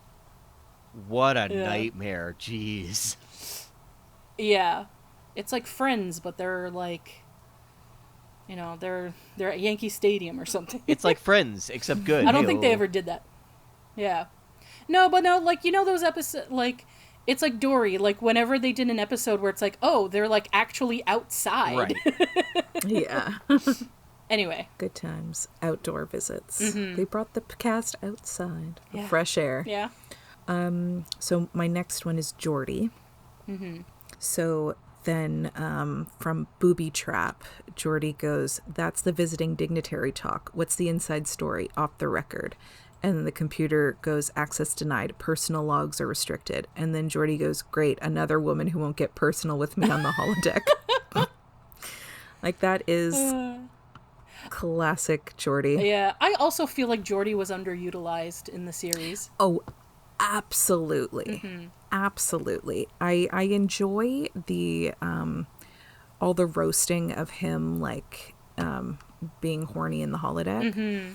And he can't get a girlfriend. Holodeck, yeah, his holodeck girlfriends. Even though the Brahms shit was creepy. Yeah, that was wild. Yeah. But he does have some really great moments, and I just wish, again, there was more Geordie and he was utilized better. I enjoyed the next phase when Geordie and Ro kind of become ghosts. Yeah. For the episode. Yeah, and I do really like that episode. I'm honestly biased because I love Ro. Mm-hmm. But I really enjoyed, like, her and Geordie out there. Mm-hmm. They have an exchange that I really liked from that episode. He goes, "But my uniform, my visor, are you saying I'm some blind ghost with clothes?" And then Rose says, "I don't have all the answers. I've never been dead before." I also really liked his bonding with Hugh, the Borg. Mm-hmm. That was really sweet. Yeah. And just, I feel like I feel like Geordie gets kind of shafted with a lot of stuff of, like, let's throw him in here just 'cause. But Geordie, like Data, also has a really big heart. And I feel like we see him, I don't know how to explain it. He just doesn't, I feel like he absolutely got shafted. Mm-hmm. Geordie is just a fun guy. I enjoy his friendship with Data so much. I enjoyed his friendship with Troy. Would have loved more. Mm-hmm. And he's incredibly smart, and I feel like he ended up getting shafted a lot with just, like, techno babble for so much stuff. Yeah. Like, I when I was going through, and I was like, I talk about Geordie a lot, but I'm like, I realizing, like, in terms of what he's done, a lot of his notable stuff is just him horny on Maine. Yeah. In the holodeck. And there's so much more to him than that. He's got a really interesting family dynamic that I wish we learned more about. Yes. He is so incredibly smart and good at his job. And I feel like every solution he comes up with, it gets sort of, like, passed over so quickly to just move on to plot to, like, solve the thing when it's really like Geordie has saved the day how many fucking times? Yeah, seriously. And I feel like he doesn't get nearly as much credit Mm-hmm. as he deserves. Yeah, and honestly, like, it's very sad that a lot of his best stuff is not episodes where he was the focus. Because, like, Yeah. I think they really did him dirty on episodes where he was the focus. Because they... Oh, for sure. Like, they leaned into the, like sort of incel thing too much. Yeah, they definitely did. Yeah, which is too bad because Geordie's personality, that it doesn't... Mm-hmm. He just... Geordie, I feel like, falls in the same with Troy, of just... They deserve to be appreciated a lot more. And... I mean, I've talked about how much I enjoy them throughout the series, and I want more for them. Mm-hmm. I wish we got more for them. I wish there was more, I don't know, like, I wanted more. Yeah. I enjoy them and their characters and the actors so much that it just kind of sucks that they both didn't get like the highlights they deserved. Mm-hmm. And they also had an interesting thing with Geordi that they sort of forgot about, and that was his chronic pain. That, like, he has chronic pain with his visor. Oh yeah, that's true. They did kind of just I didn't even drop that. remember that.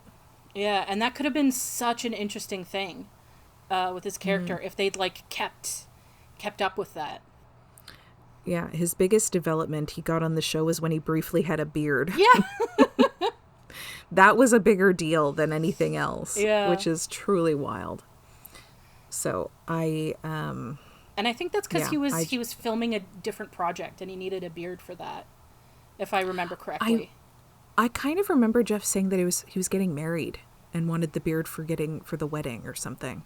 Possibly. I don't remember. Jeff, do you remember? It's a very long time ago. Because that was like in any case. That was like I what, might fully have 3 or 4. I don't remember. Something like that. But yeah, I was happy to see in All Good Things that Geordi does have.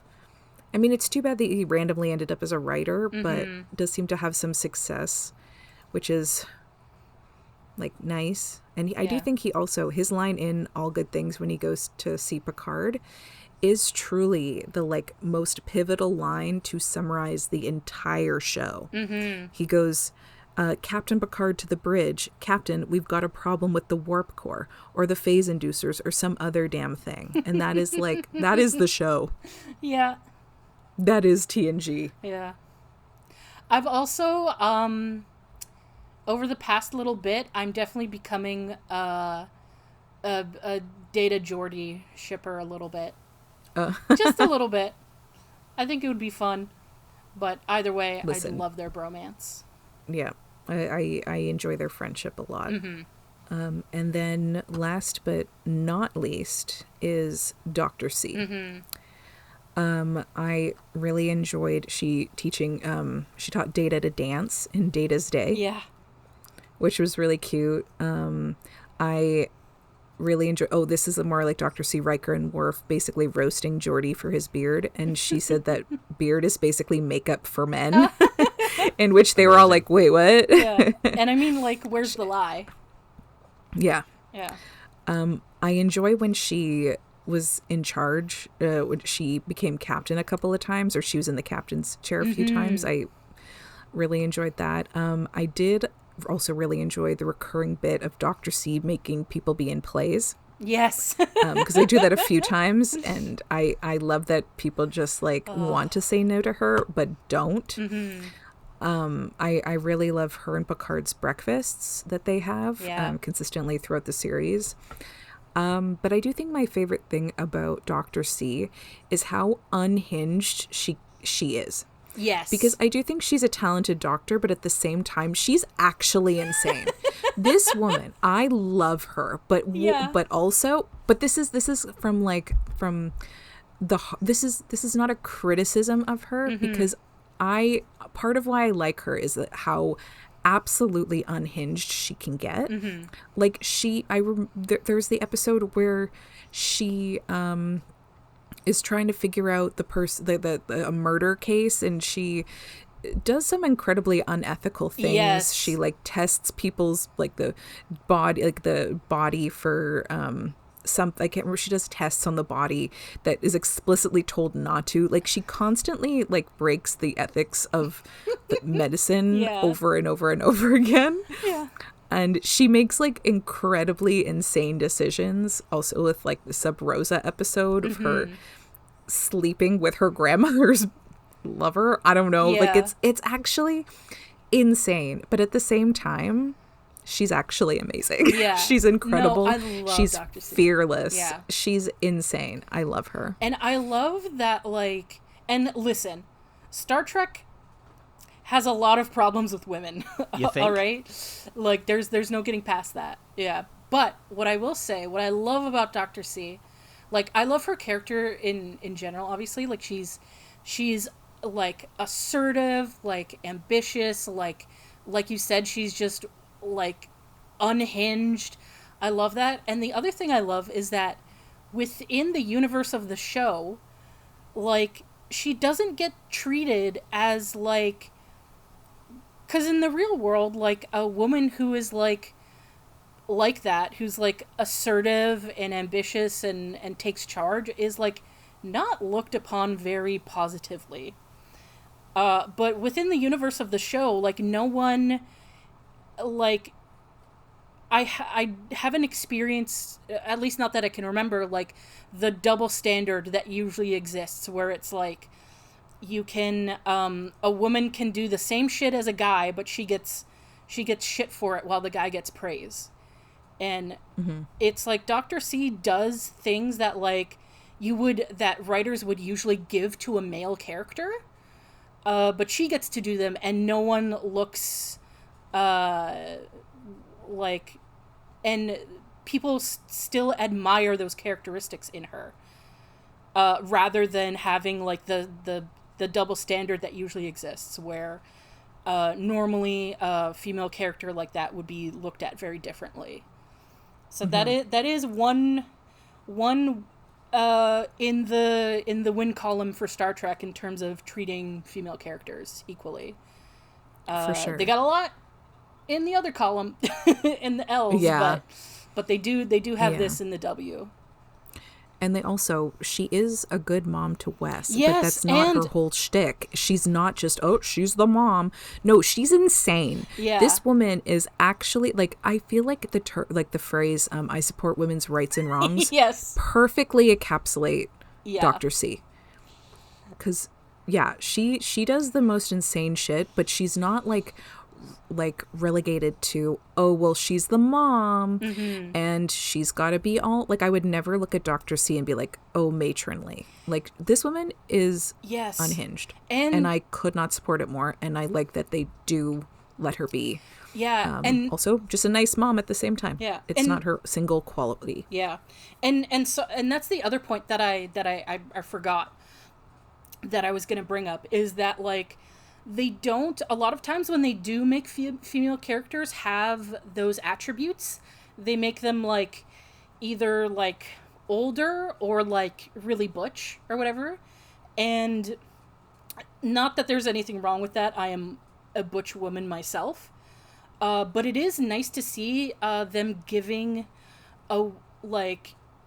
creating a powerful woman who doesn't have to give up her femininity for it. Like, they still treat her like she's still really sexy. She's still, like you said, she's a good mom. And like you mentioned, they don't make that her entire thing also. It's like she doesn't have to give up, like, being a woman in order for her to have those characteristics as well, which I like. I also really like that she is one of the few people that can tell Picard what to do, because he'll like argue with, Riker sometimes or whatever, but she's like, I can what's the word? I can overrule you. Yeah. She's like, if you don't, like, relax, if you don't do this or whatever, and, like, it's normally for his own health or for his own good or something, like, she is, like, can be incredibly no nonsense and get shit done. Yeah. And they also never make her, like, make it so that her crush on Picard makes her do something stupid. Yeah. Like, I mean, maybe she does stupid things for her own choice. Yeah, exactly. Unrelated to Picard. Yeah, I think there's, like, and that's the unfortunate thing with Troy's character, is that the writers a lot of time, like, made her act like, it basically threw her brain away when a man came into the picture. I think they only did that, like, once or twice with Dr. Crusher, and that was literally, like, Sub Rosa, that was literally because he was, like, a cursed entity. So it made her think not rationally. But, like, so they don't get the credit with that with Troy, but they do get the credit for me for that with Dr. C, in that, like, her romantic interests didn't, like, they did not tend to compromise her, which is usually what they do with female characters. Mm-hmm. Is that all you had for Dr. C? Yeah. Okay. There is one character that I want to bring up, and that is Tasha Yar. Oh. Yeah. Because I thought she was pretty cool in the first season. Yes. She was great. And I do like that they did bring her back a couple of times in different like contexts. Because it truly, I think it was Yesterday's Enterprise where it's like alternative universe. Yes. Yeah. Yar, and is so also in the finale, like just so good to see her, but also just like so sad every time too, because you know that she's doomed. Yeah.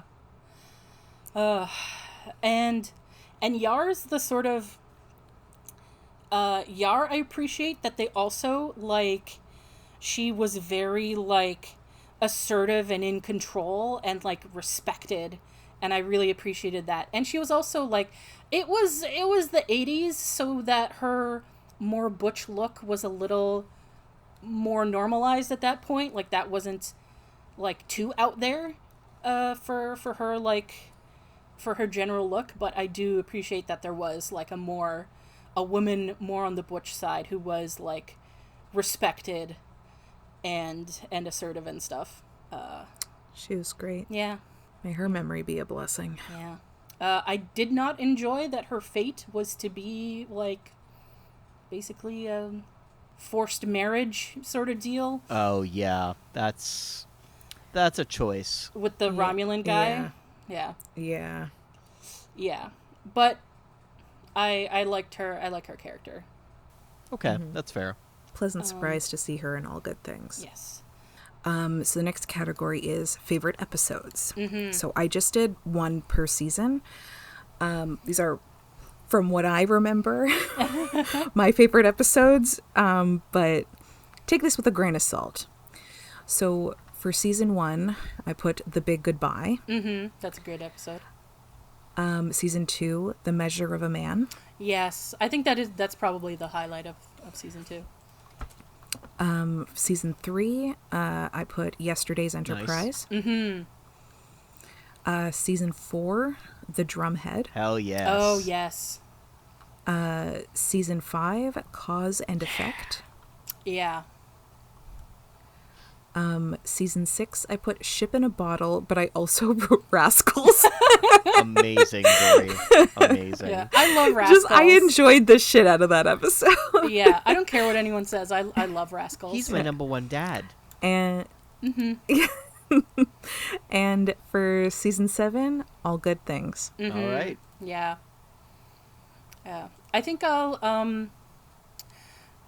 try to do I'll do a quick thing. I'll just scroll through the episode names.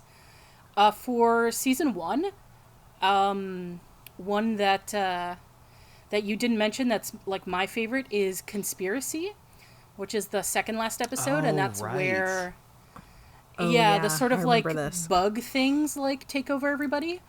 It's Dexter. Yeah, I love that episode because, I mean, ultimately it's a body horror episode, and that's one of my favorite genres. So that just tickles my horror thing, and the atmosphere in that episode is great. Love it. Okay, season 2. The measure of a Man's obvious, which is why you said it. Okay, so what I'll pick then for season 2 is The Emissary, which is the first episode with Kalar. For season 3, what did you say your favorite was for that one? Yesterday's Enterprise. Oh, yeah. That's one of my favorite episodes of the entire series. So what I'll pick for season 3 is The Offspring, which is the episode with Data's daughter, Lal. With Lal? Yeah. Yeah, that's a good one. For season 4, I guess... That's interesting. I'm looking at the list, and I suppose I'll pick... It's... I think Redemption, which is the finale, which is where Worf has to go to like the Klingon Empire, and I think he like finally gets to like clear his father's name. That one is that's the one where Picard's like his Chadich, Yeah. I believe, right? Yeah. Yes. Yeah, that's the one I'll pick for that season. For season 5, what did you pick again? Cause and Effect. Cause and Effect, yeah. I'm sorry, my memory is absolute dog shit. Okay. For season 5, I have to pick 2. I can't choose between them. Darmok and Hero Worship. Darmok is the one where Picard gets stuck on the planet and they have to figure out like how to communicate. And Hero Worship is the one where Data has to take care of the little boy who like wants to be like him.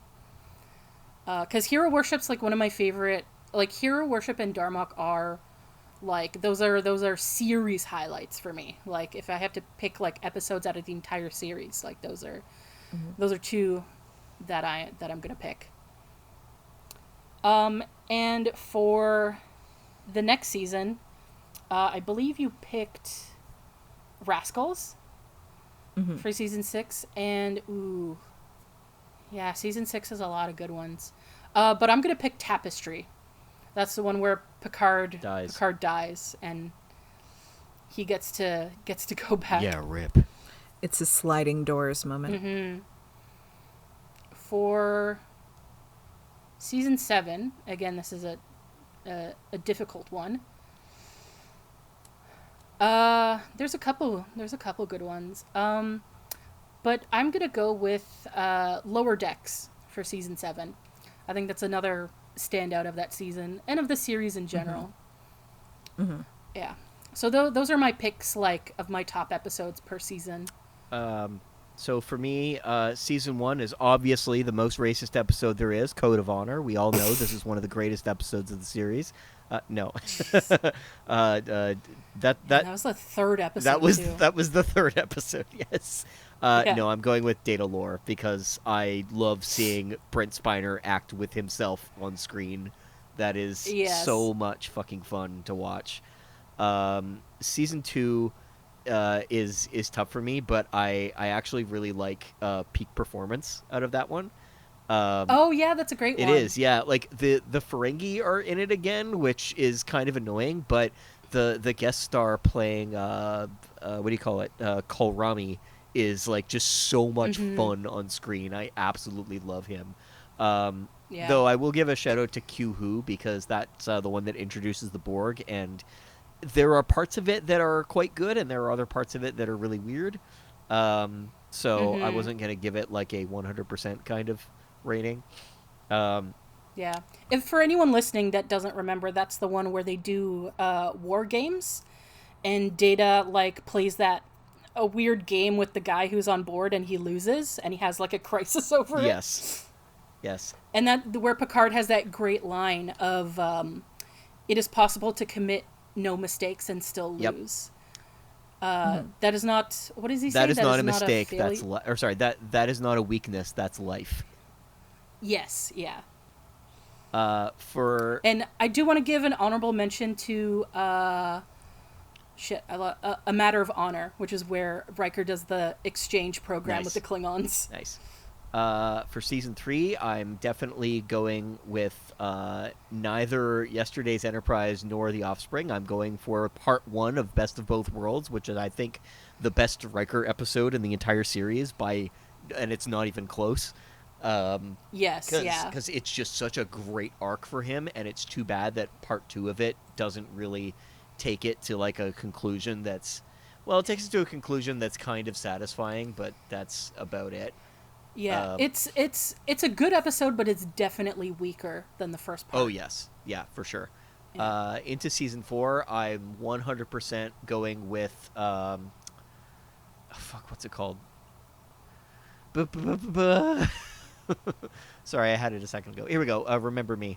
That is my favorite Beverly episode by a lot. She gets to act with herself really well. She is genuinely terrified throughout the whole thing and does a really, really good job of it. And I just fucking I love watching it. Yeah. For Yeah, and for the listeners, that's the one where she gets stuck in like the pocket universe. Yep, exactly. Yeah. I Season 5 is hard because you guys picked all the ones that I already love the most. So I all I can do is say, well, no, that's not true. I really like Iborg. Yeah, that's a great one. It's great how many like good episodes are in that season. Like that season is just really really consistent. Along with season 6, but like season 5 has so much of that. Yeah, because season 5 also has the inner light. Yep. Yes, it does.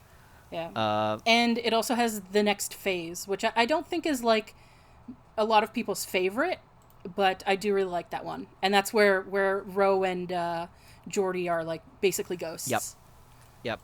Into season 6, I'm actually a little torn because while I love part 2 of Chain of Command for what a great villain David Warner plays without even having any prep time at all. I really enjoy Timescape. It's a silly kind of story. It's one of those stupid high concept ones that what's his name wrote. But there's just so many good moments in it, like the what do you call it? Troy doing that wink when she's imitating the guy who's trying to flirt with her at the symposium that they went to. Oh, yeah. Yeah.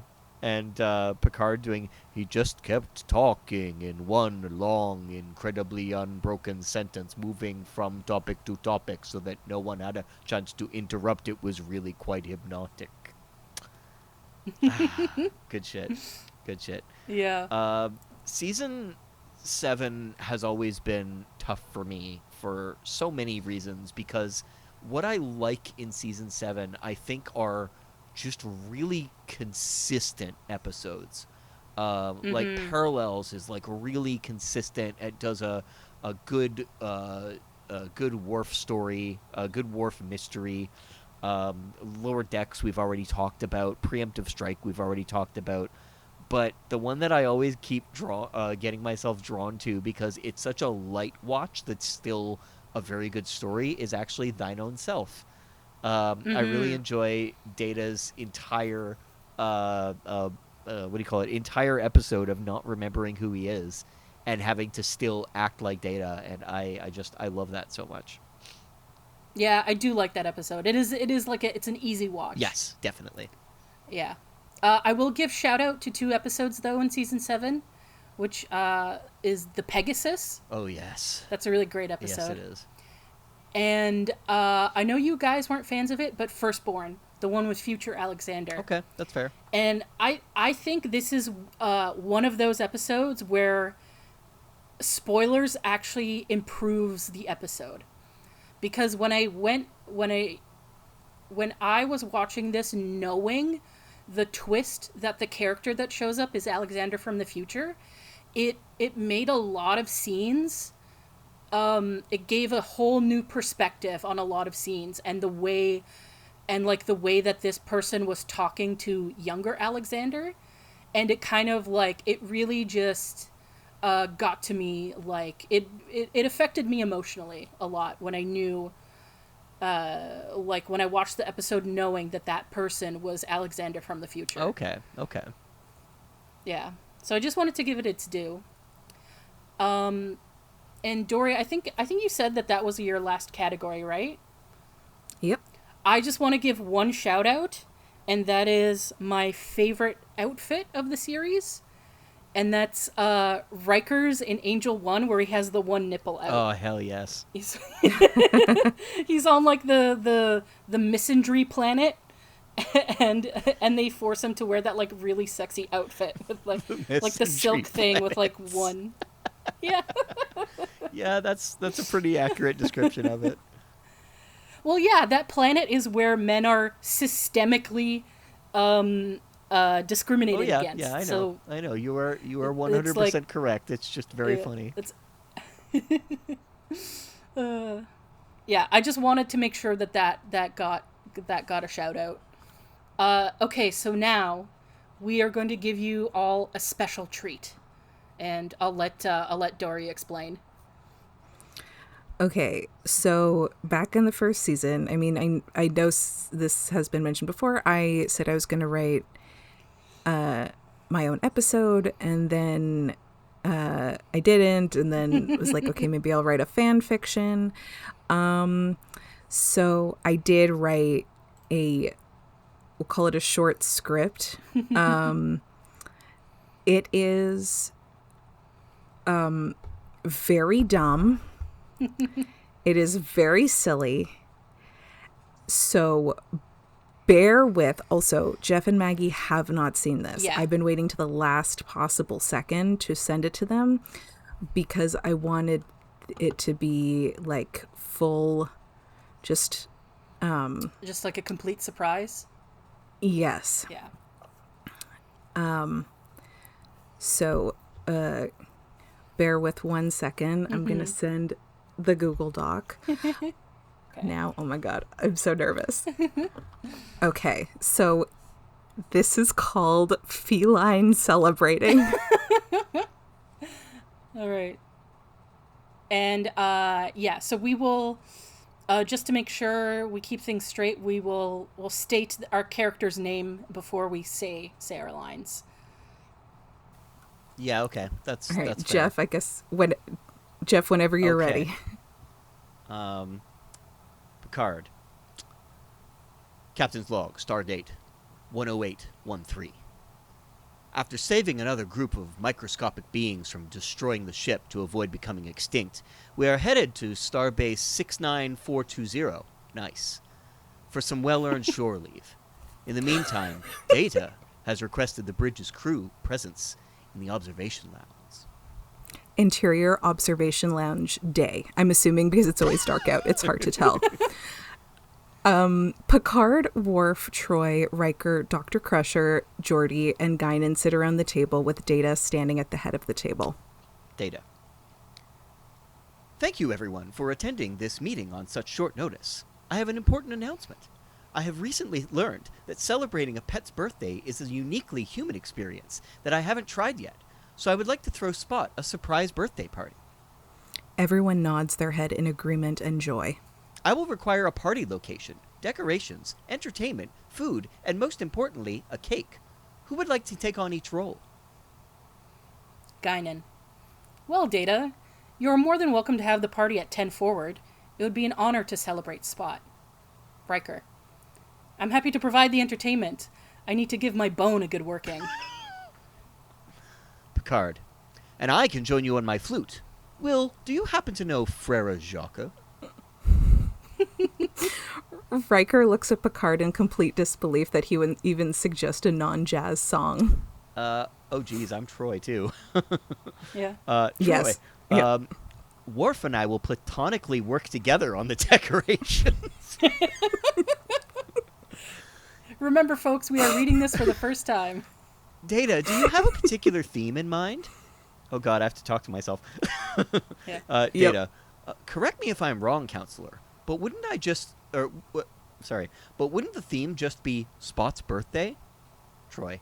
Sure, Data, but lots of birthday parties can have themes. When I was a child, my mother threw me a chocolate-themed birthday party. Picard. I had a Shakespeare-themed 30th birthday party.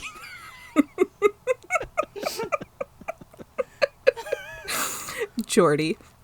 I had an animal-themed party for my 11th birthday. I had an incredible time. Data. Animal-themed? I know. The party's theme is orange animals. Everyone looks at each other, not wanting Data to see on their faces that orange animals was kind of a lackluster theme. Geordi. Okay, Data. Any specific requests? Data. Spot likes fish, so I would like a fish and seafood buffet for both the human and animal guests. Geordi. Animal guests? Data. Geordi, do you think that I am going to throw a party for Spot and not invite her children and friends? Geordi, sure, Data. How could I have forgotten? Dr. C, I believe cake is the last outstanding task. The captain and I will take that on. Data. Geordi, I would like you to assist Dr. Crusher and Captain Picard with the cake. Geordi, do we really need 3 people on cake duty? Data. Yes, I believe so.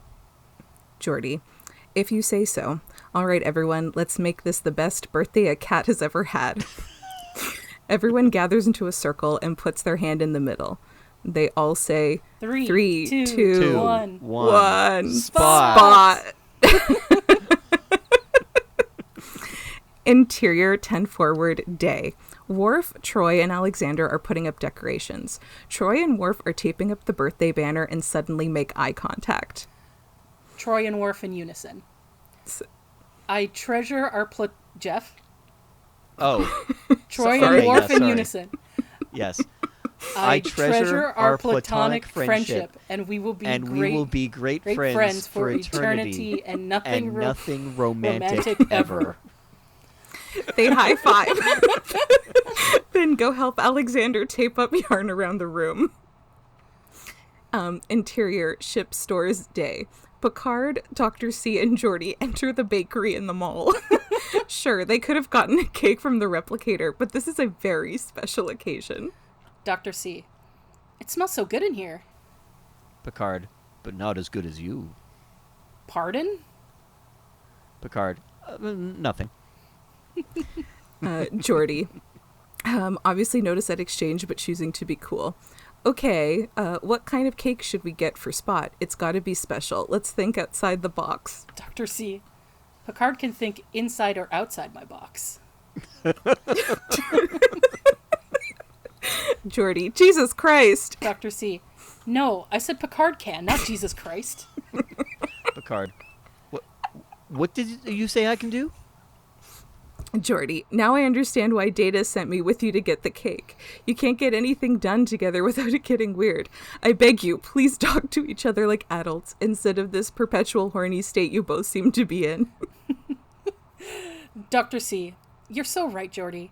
People keep getting caught in the crosshairs of our horny banter, and it can't go on any longer like this. Jean-Luc, I think we should have a serious conversation in my quarters. Picard, lead the way, Beverly, so I can look at your ass as you walk. Dr. C and Picard exit the bakery. Is the bakery in the ship stores? Yes. Yeah, it's in the mall. It's in the mall. It's in the mall. You thought I was going to do a script and not have the mall mentioned? Ship stores will have it. Okay, Geordi, good luck. And he steps up the counter to order. Hi there, I would like to order what is an orange animal? A goldfish. I would like to order a goldfish-shaped cake for a friend's cat's birthday party. I will be back to pick up the cake this evening. Thank you so much. He steps away from the counter. Perfect. Now that the cake is ordered, I should have just enough time to jerk off in the whole day before the party. Wow. Hi, this is Dory. I'm just interjecting. I realize you could not understand what I said in my last Geordi line there. What I said was, perfect. Now that the cake is ordered, I should have just enough time to jerk off in the holodeck before the party. Thank you. Geordi exits the bakery. Okay. Interior 10 forward evening. Spot's birthday party is in full swing. There are long strands of colorful yarn hung around the perimeter of the room. Just so much yarn. The amount of yarn that a knitter would say seems like overkill. There's a big colorful banner that reads Happy Birthday Spot hanging over the bar. It looks like it was made by children. It was. Alexander and his friends from school made it earlier that afternoon. There is a seafood buffet for the people and a cat food buffet for Spot and her kittens. Geordi runs into 10 forward. Geordi, everyone shut the fuck up, they're coming. Everyone stops their own unimportant small talk and turns toward the door, anticipating Spot's entrance. Data walks into 10 forward carrying Spot. Okay, all. Surprise! Happy birthday, Spot! Data is thrilled. Spot looks around at everyone, which includes Q, Rolaren, Kern, Gowron, Lasana Troy. Worf's parents, Nurse Alyssa Ogawa, Keiko, Ben the bartender, Alexander, Spock, and Hugh the Borg. Fiber also wrote fine, I guess also Reg, he can be there. She doesn't react. She's a cat. Data puts a tiny party hat on her head. She allows this. Dr. C and Picard enter the room pushing a big cake in the shape of a goldfish over to Data and Spot. There is a single candle on the cake because realistically, I don't know if a cat can blow out candles. But one seems plausible. Data holds Spot over the cake and she blows out a single little flame. Everyone cheers. With Riker on the trombone and Picard on the Resican flute, they play Happy Birthday to Spot while everyone sings along. Wait, shouldn't they play for He's a Jolly Good Fellow? Oh. No. Yeah. Listen. We'll shell out the money for Happy Birthday. Okay, fair enough. Yeah. In this case, yeah. Dr. C starts cutting the cake and distributing slices to everyone. Guinan takes her slice from Dr. C and goes up to Data and Spot. She stands beside them and in a low voice she says to Spot. All right, Guinan. Well, Spot, what do you wish for? Spot. Well, Guinan, if I tell you, it won't come true. Spot breaks the fourth wall and winks. Finn. Epilogue. After their talk in Dr. C's quarters, Picard and Dr. C officially become a couple and stay together for all of eternity. The entire bridge crew only has amazing, wonderful things happen to them, especially Troy. Wow. That's it. That was really funny. Thank you. I also like that Worf did not get a line of his own. No. Combination with Troy. I feel like that was partially like as I was like, Worf realistically, I don't know how into like he's not we know that he's not a birthday guy. Yeah. Or a cat guy. I feel like so I feel like he would just, take a back seat for this. Mm-hmm. I didn't mean for Geordi to have as many lines as he did, but then I don't know. I had an idea for it to be Spot's birthday. I give credit to my brother for that. We had a dinner and I was trying to come up with something, and it just from the conversation with him, I came up with the idea. Mm-hmm. And once I kind of had the idea, that it definitely feels like an episode they'd make of Data like throwing Spot a birthday party. Yeah. I also I wrote some of the lines specifically with because in as obviously this isn't in anyone's voice in particular, but because I feel like I've watched enough episodes, I know that Data would say counselor, or they'd use Dr. C will either say Captain or Jean-Luc. They're little things that I've sort of, pick up over the years of certain ways of how they speak. No, I definitely think maybe, I don't think maybe we didn't do the best job of portraying it, but I definitely think you got everyone's voice down. Yeah, thank you. Besides the obvious jokes that you put in there. but I do. You know what the jokes kind of remind me of, actually? They remind me of the couple of times that Family Guy did a random TNG thing, and it was these are Family Guy's TNG characters. Uh-oh, I don't know if that's a compliment or an insult. No, it was fun. Yeah. I think he also just meant that it's these are definitely your versions of these characters. Oh, yeah. Okay, yeah. I thought you were oh, this sounds like Family Guy characters. I'm I am upset. No, not at all. Okay. Yeah, and of course the title of this, I had to do a pun. Feline celebrating. It's so dumb. Yeah. But yeah, that I hope after 6 years this was, enjoyable. Yeah, it was very funny. I hope it lived up to expectations of it truly being very silly. Mm-hmm. I love that. So. It's it would fit very well in with TNG Season 8. Yeah. All right. So, thank you for anyone that's been listening for being with us on this journey. And we look forward to having you with us on our Deep Space Nine journey next. For the last time for Star Trek The Next Generation. I guess we'll say live long and prosper. And join us for Deep Space Nine. Goodbye.